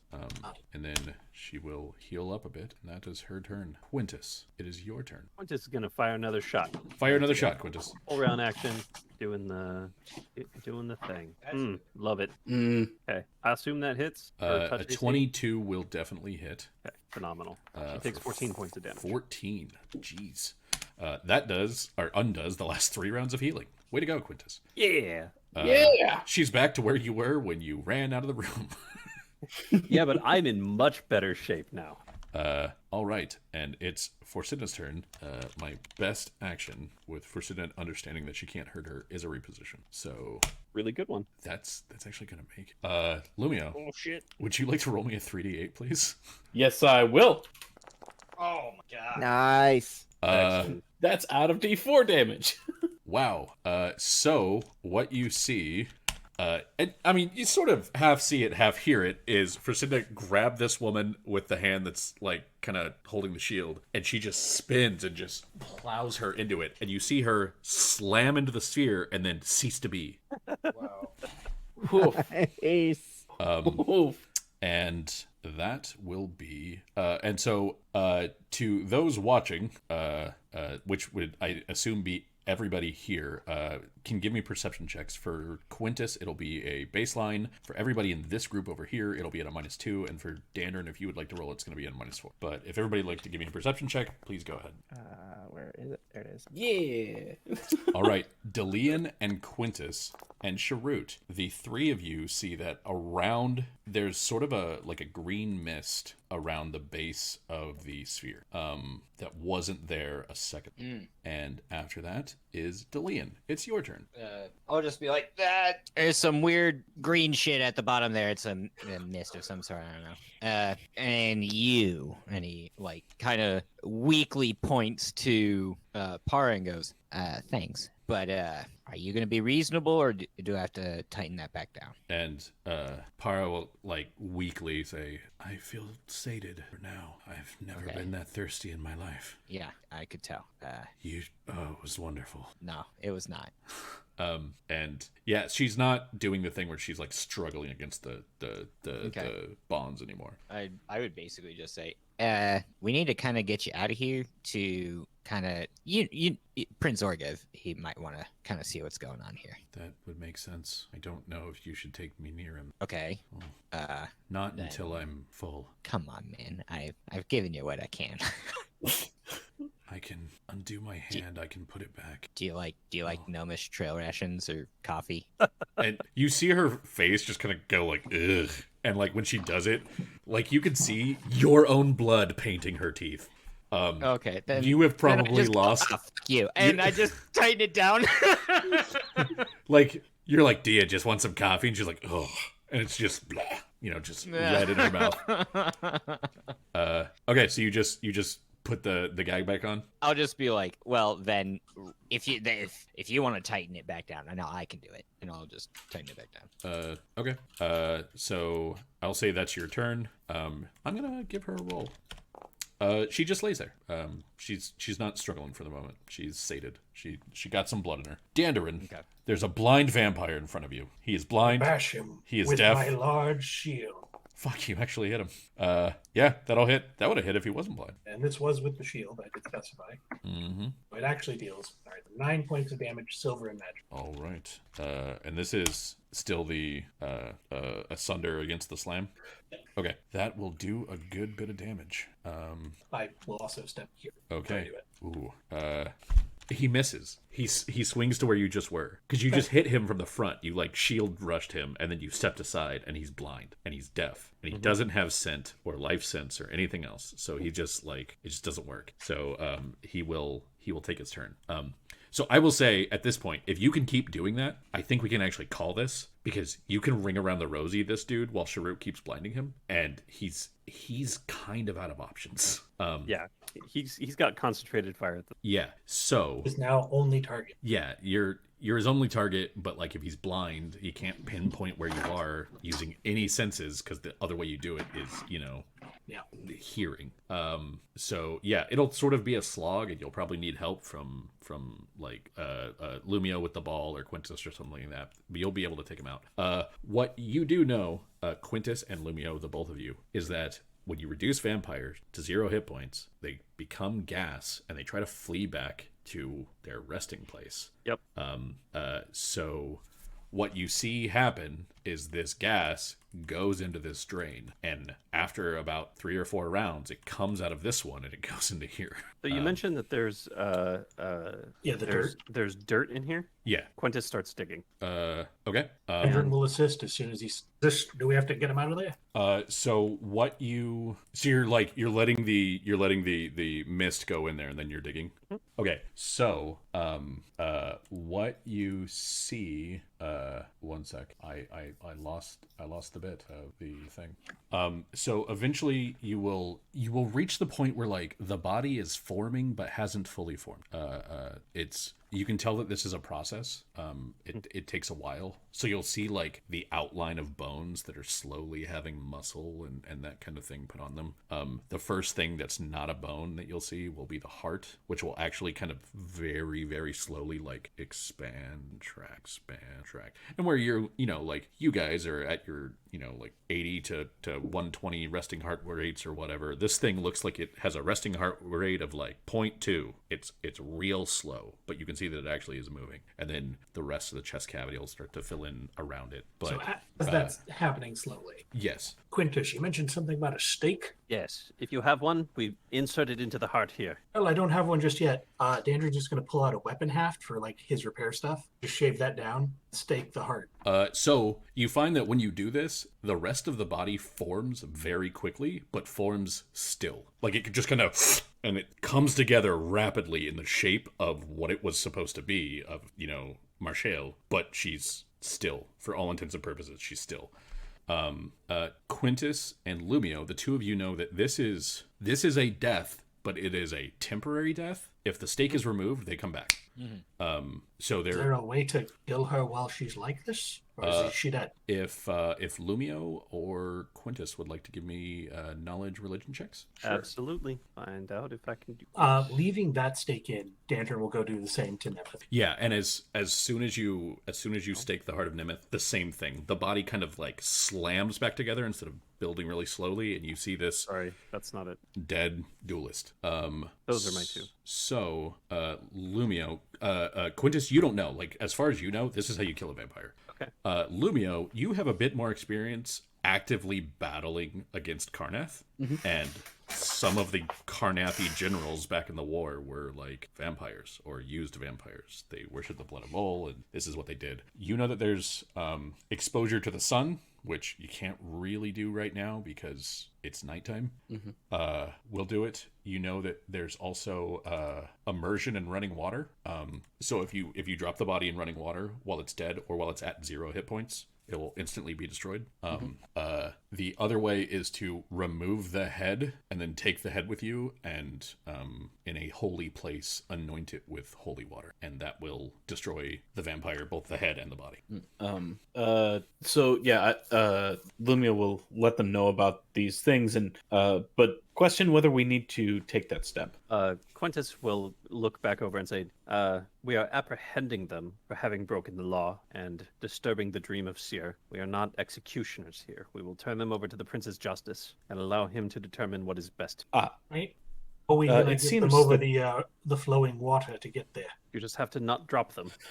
Or we could leave them here in this state, knowing that they're here. If they are being compelled, as seemed to be the case based on their earlier conversation, then there is a possibility that the one compelling them might turn. I would not leave them unsupervised. And if that one is capable of compelling them, then leaving an individual here is essentially signing a death. I have no interest in that. Lumio, with your knowledge of like how to dispose of these things, if at any time, if they aren't fully destroyed, at any time that somebody removes the stake, they'll just come back. They just need the time to regenerate. Yeah, so Understand Quintus' concern, but not equipped to bring back to surface. Could potentially send guard to apprehend. Water outside is not deep. Not worried about water. Carrying up rope is problem. Well, Dandrin, I'm sure, can climb to the top and haul them up once we've tied them. I'd also suggest that we use some lines of rope to secure the stake while it's in the heart so that it doesn't shake loose during the process. With those two precautions, I imagine that we should be able to get the bodies out from the bottom here and deliver them properly to the authorities. Look, stakes are basically just sharpened wedges, and you have a verified wedge expert in your... That's true. I even have invisible wedges.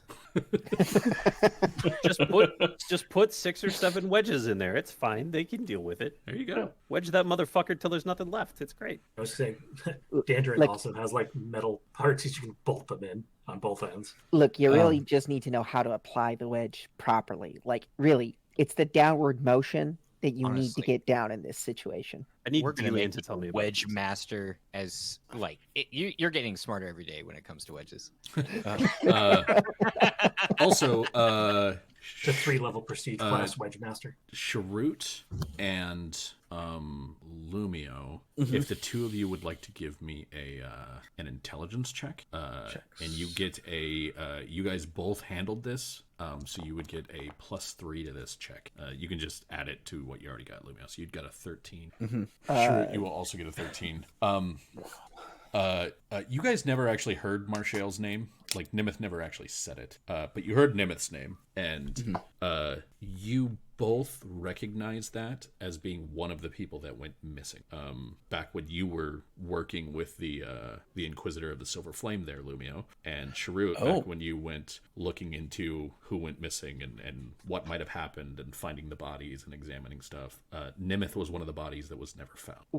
There were 3 bodies that were never found. You guys both remember Nimeth being one of them. Thinking back to that event, that search, this was not the well the bodies were found in, correct? This was not the well the bodies were found in. There are like 3 or 4 other wells in town. There's more. There's more. There's more. This dawns on Sharut, and Because remember, I said the wells had those like cross beams. Like when you look down the well, yeah, there's basically a yeah. hole in the middle for the bucket to go down, but there's also cross beams to make sure that like people don't fall in. And most of the bodies that were found during that investigation were thrown down the well, but fell in those cross beams, so they were able to be pulled out.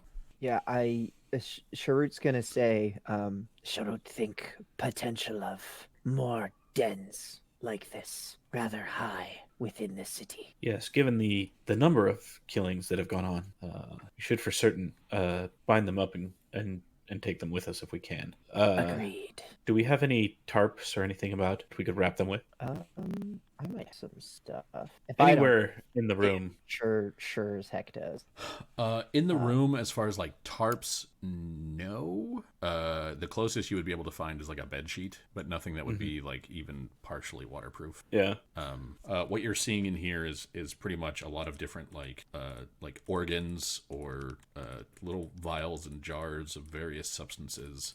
There's another bed that's just like the one that Para is on. There's more of the sort of surgical tools. I mean, like, what I'm having in mind is like, you usually see like people carrying bodies or wrapped up in like a sheet or something like that. And we could put those around the outside so that if they do come to for whatever reason, we've also restrained them. We could get that bolt of cloth that was ruined from bearskin. That could work. Like you do know that bearskin is right up the well. We just need somebody who could get up there quickly, and I don't know who that would be. All right. Can you What? do it? You're wearing all that armor, Dandrin.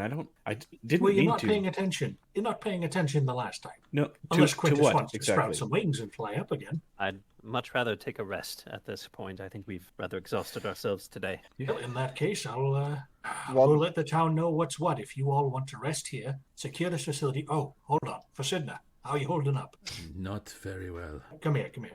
Dandrin's going to carry her under the shoulder and carry her over to Sharut. Sharut need 15 minutes to help for Sidna. Take the time. We'll work on bundling up the bodies while you were working. Did Delian take drain damage, or was he damaged, or was he drained?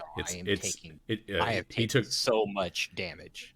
So he took damage, but he then took Constitution drain because that's what vampires do. Okay, I cannot help with your Constitution drain right now. I think that is going to. You're gonna stay the night at Sharut's place tonight, Delian. It's gonna be a sleepover. It's gonna be great.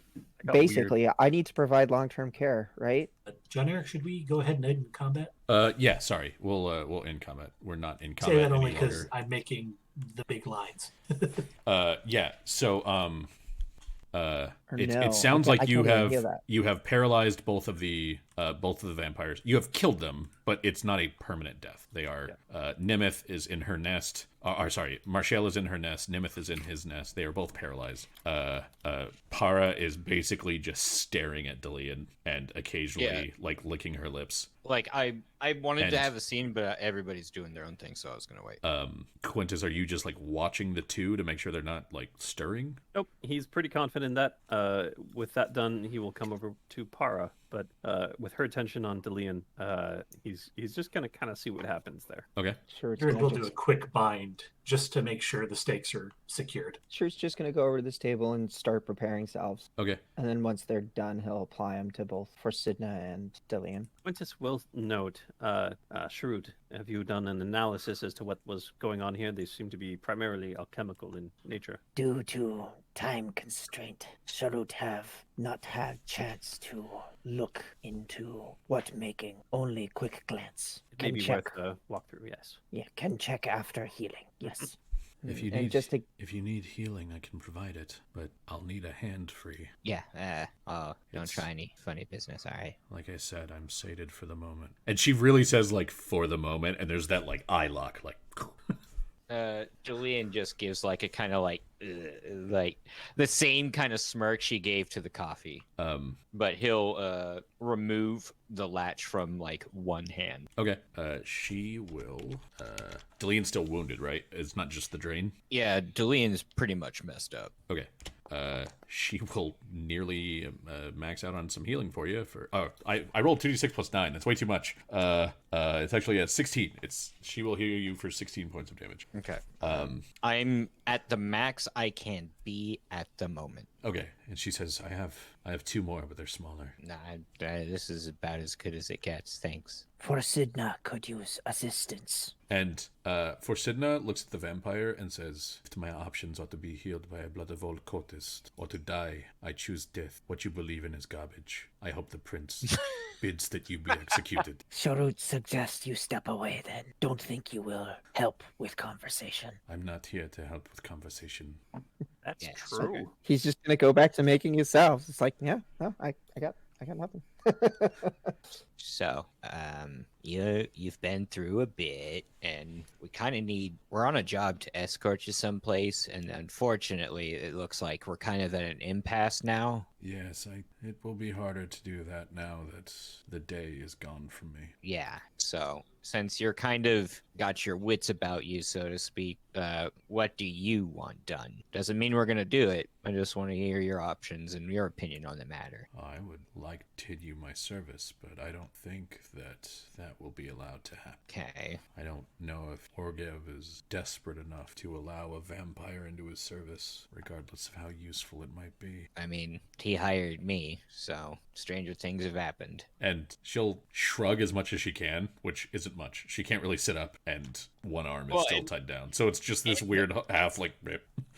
Delian's kind of matching energy because he's feeling pretty shit, so it's just kind of a lot of half-hearted Yeah. So she's got 2 more heals that she can kind of like smack somebody with if they'd like. I don't know who is still damaged, but yeah, that's what she's offering basically. I'll just use both of the salves on for Sidna now. Okay. So while you guys are doing that, Dandarin, you're going up to grab the cloth. Yeah, but as I mentioned, I didn't want to interrupt, but Dandrin does take a moment to basically ensure that the stakes are very secured. Yeah, you put a stake in them and then you drive it in a little deeper. It's a dead body just laying there. Sure will. Yeah. And while he's doing that, he's gonna take some assurance this dirt here. Mm-hmm. So anyway, explosive ruins, and I'm off. Okay. Lesser dragon mark warning. No, that's fine. And then yeah, Dandrin will. I don't know if you actually want me to wander the whole way, but yes. No. So and so you climb up, you go to Bearskin, you grab some the cloths or the tarps or whatever, and you come back down. I grab some. I preferably tarps, but if she needs me to get rid of the bloody sheets, I'll also do that. Yeah. So Bearskin is closed. You have the ability to just like snap the lock or break in or something. I'll disable device as a blacksmith. Yeah. So it's a minor inconvenience that you're able to get past quick enough. And you can grab some bolts of cloth or some skins or something and then head back down. I believe that with your climb check, it's not much of an issue. If I'm not using my shield, based on what you told me, I literally cannot fail this climb check. Yeah. So My climbing kit and the knotted rope. So yeah. So like the hanging part's like a DC 8 and the part where you actually have the wall to support you is DC 5. So I think you're good. I literally cannot fail this check. Yeah. So you go up, you spend about half an hour. By the time you get up, it's as dark as it could be in the town. It's past like 1 or 2 in the morning, and yeah, and you come back down and you have the stuff. So Dandarin's gone for about half an hour. Sharut's spending that half an hour to make some salves. It only takes him 15 minutes to make the salves. Okay. So Do you only he'll make use- 2 heals for Sidna and then make no more? I'm assuming we're done for the day, so yes. Okay. Because I can't really heal. Oh no, I need to heal myself. So I'll make it for myself because I'm at 6 and I forgot. Okay. Oh no, Sharut, dire straits. Could this be the end of Sharut? Sharut, what are you talking about? Tune in next time to Sharut's demise. Sharut, are you okay? Sharut, I have been poisoned. Not Sharut has been poisoned by the melancholy of existence. Sharut! Jesus, man! All right. So, Furcinda will gladly accept your healing because you're not a vampire that worships the blood of Vol, and you were not almost the downfall of her home country. Lumio, you've got about half an hour. Are you doing anything of note? I'm being exhausted over here, Yeah. thinking about life. Yeah. Not liking it. After about 10 minutes, I believe it's like 10 minutes after the fight, your exhaustion goes away.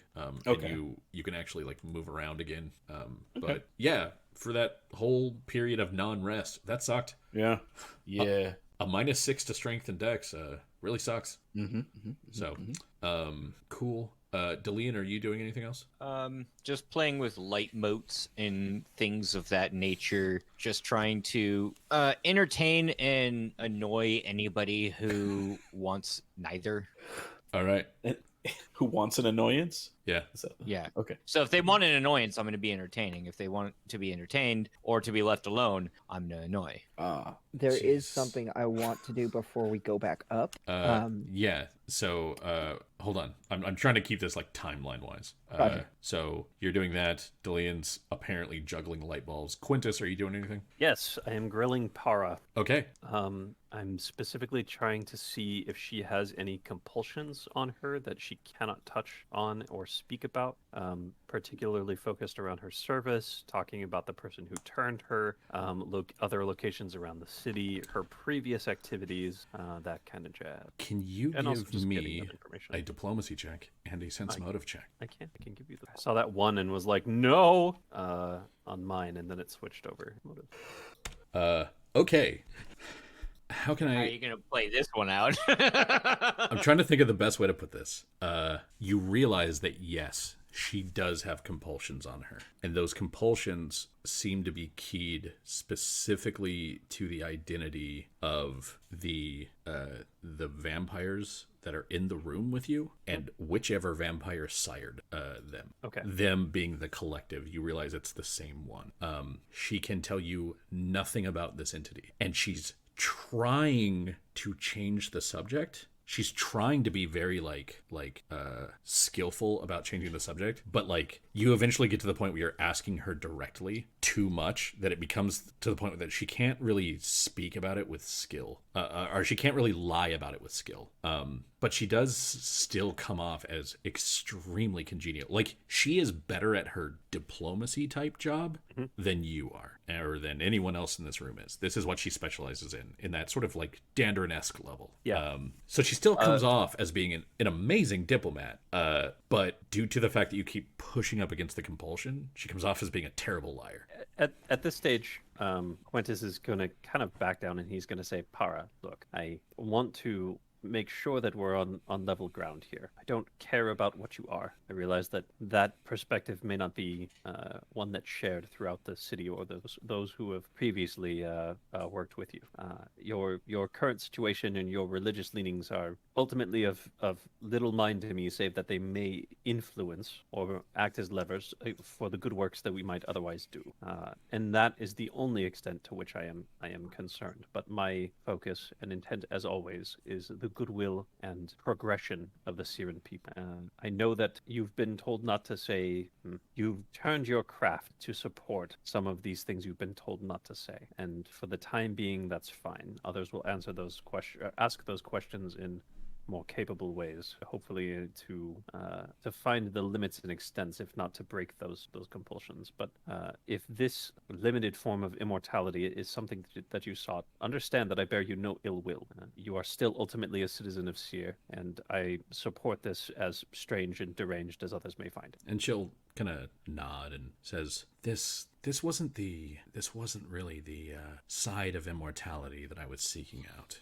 Hoped to ascend in other ways, but after the attack, I didn't know what else I could do. And that other me, I assume it was a changeling.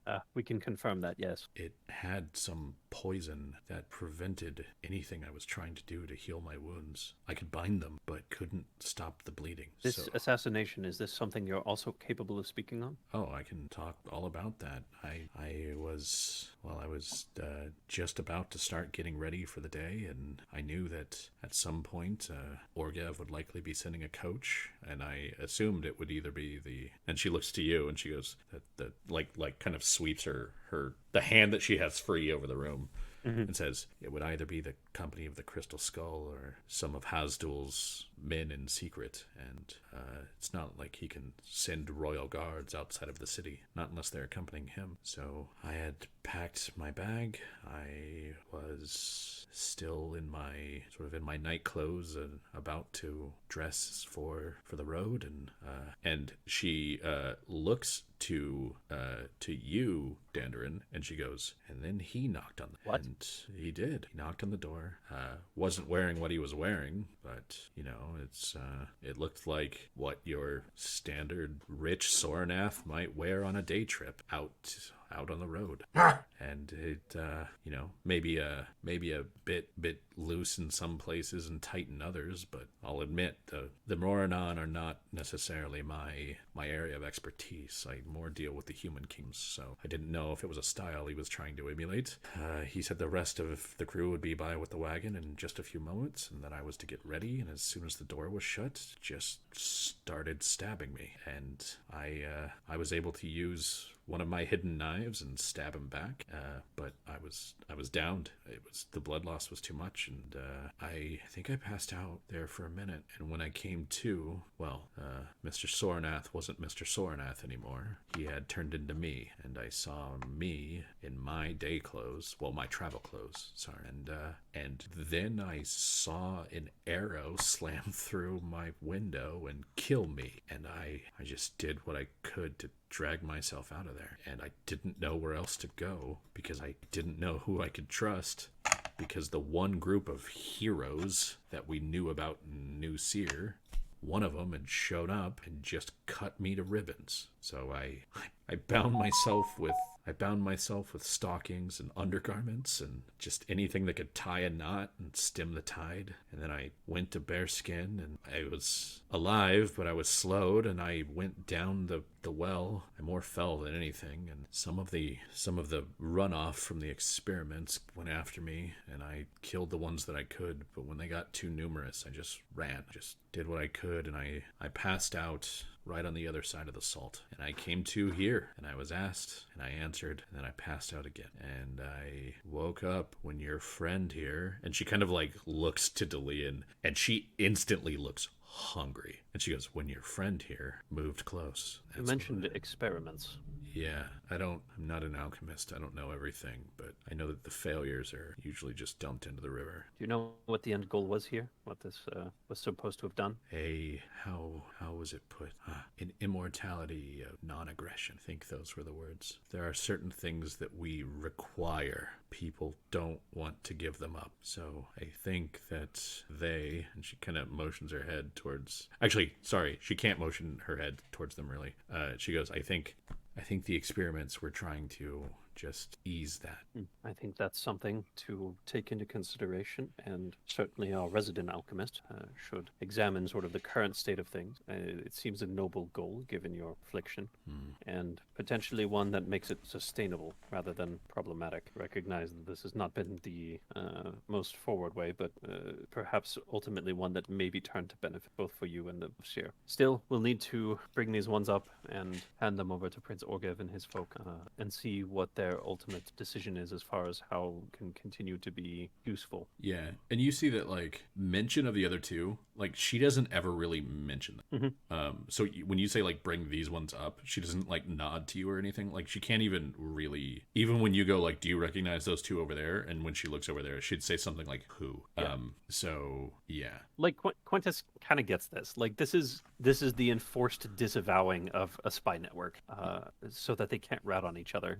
That makes perfect sense to him. He's like, yep, that's how that functions. So he's just not going to press it. Yeah. All right. So, Dandarin, you grab the bodies of the other two and kind of gather them up. Yeah, you've got Nimith.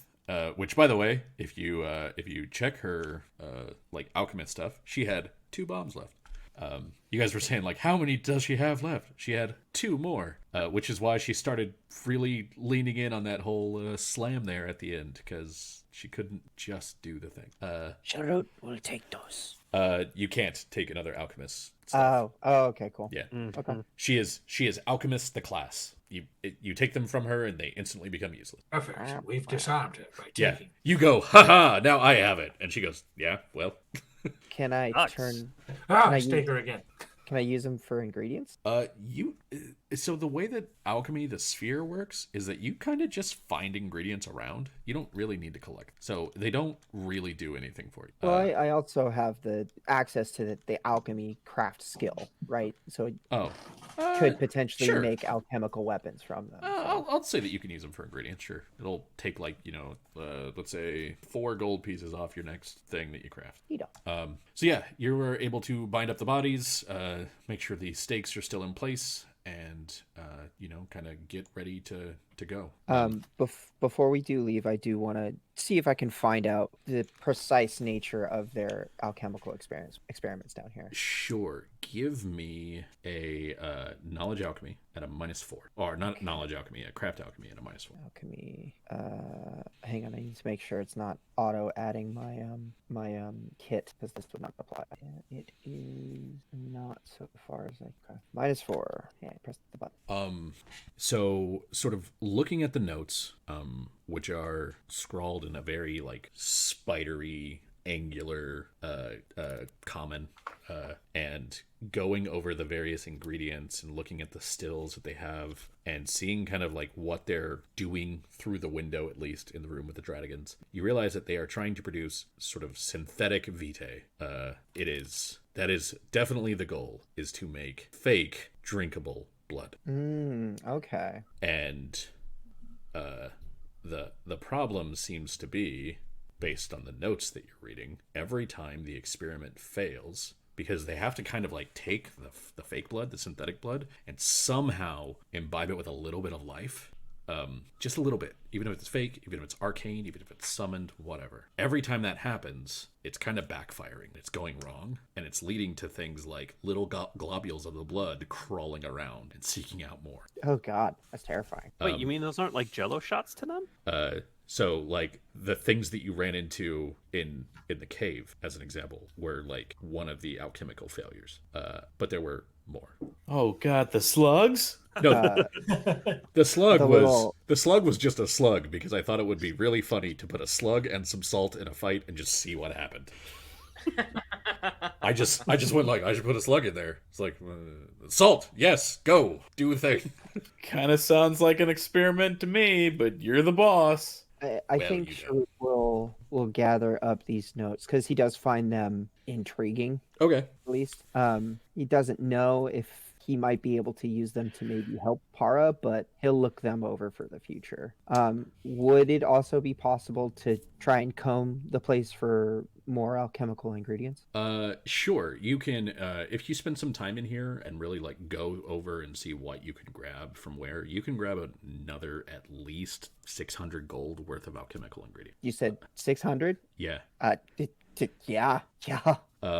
Sharut will be like that and that, and that. Like you'll see him like go around with his backpack. It would take not just your backpack, but like something heavy. Like you're going to end up having to grab like a barrel and roll it out of here. Like it's more than just is going to fit in a backpack. What would fit in your backpack would probably be about 100 or so gold worth. Sharut will run and grab the barrel of salt that he dumped on the slug. That works, sure. You fill a barrel with various alchemical nonsense and you're good to go. Is anyone doing anything else in here before you guys start heading up? Does somebody want to walk into the Dradigan room? You know what? Lumio's not keen on life. Yeah, he'll do. Wait. It's the opposite of that. He is. So, yeah, he won't even try. Julian will go try the door, find that it's locked by, funny enough, magical wedges. House Kundarak, and I couldn't do it. Yeah.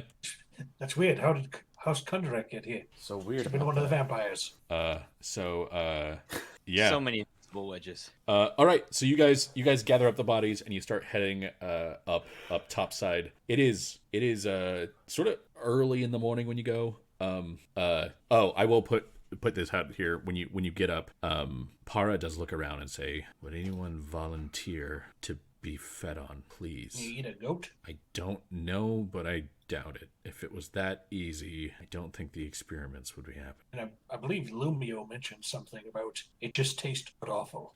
I mean, Lumio, was that correct? Works, but it's just not great. I think that was something we got from our knowledge check last week. Yeah, if we're being honest, goat always tastes awful. I Well, agree. there's with the right herbs. I don't think that. And then Quintus just goes. Quintus explains to you a fine herb crusted goat, and everyone kind of listens and then goes, "Nah, goat's still bad." And at that point, he's like, as a citizen of Seer and one in need, I will assist you with this. All right, Quintus, take 3 con drain. And she looks pretty satisfied at that. She will actually like not do the whole like rah and like leap for your neck kind of thing. It's like you offer your hand and she bites into your wrist and then she drinks for a bit and then you're good to go. And she looks good again and she goes, "I can carry one of those if you'd like." And she can. I've got it. You've got both of the bodies. Dwarf, I don't get encumbered. I mean, yeah, but I guess that's true. you still have to lift them above your. Oh no, wait. Oh, shit. You have to lift them above your head through the water. I just realized that.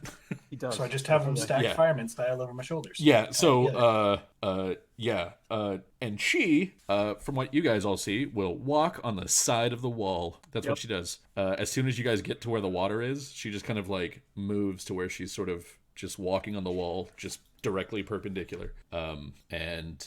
Yeah, you guys will all make it up to the top, and then we will continue from there next week. Cool. Alrighty. Oh, cool. So, Yeah. thanks everybody for watching. We're gonna Gorlami. head A out. fine Gorlami. Gorlami to everyone. A fine Gorlami to all. Thanks everybody for watching. We'll see you all next week, Jelly Spoons. Good night. Good night.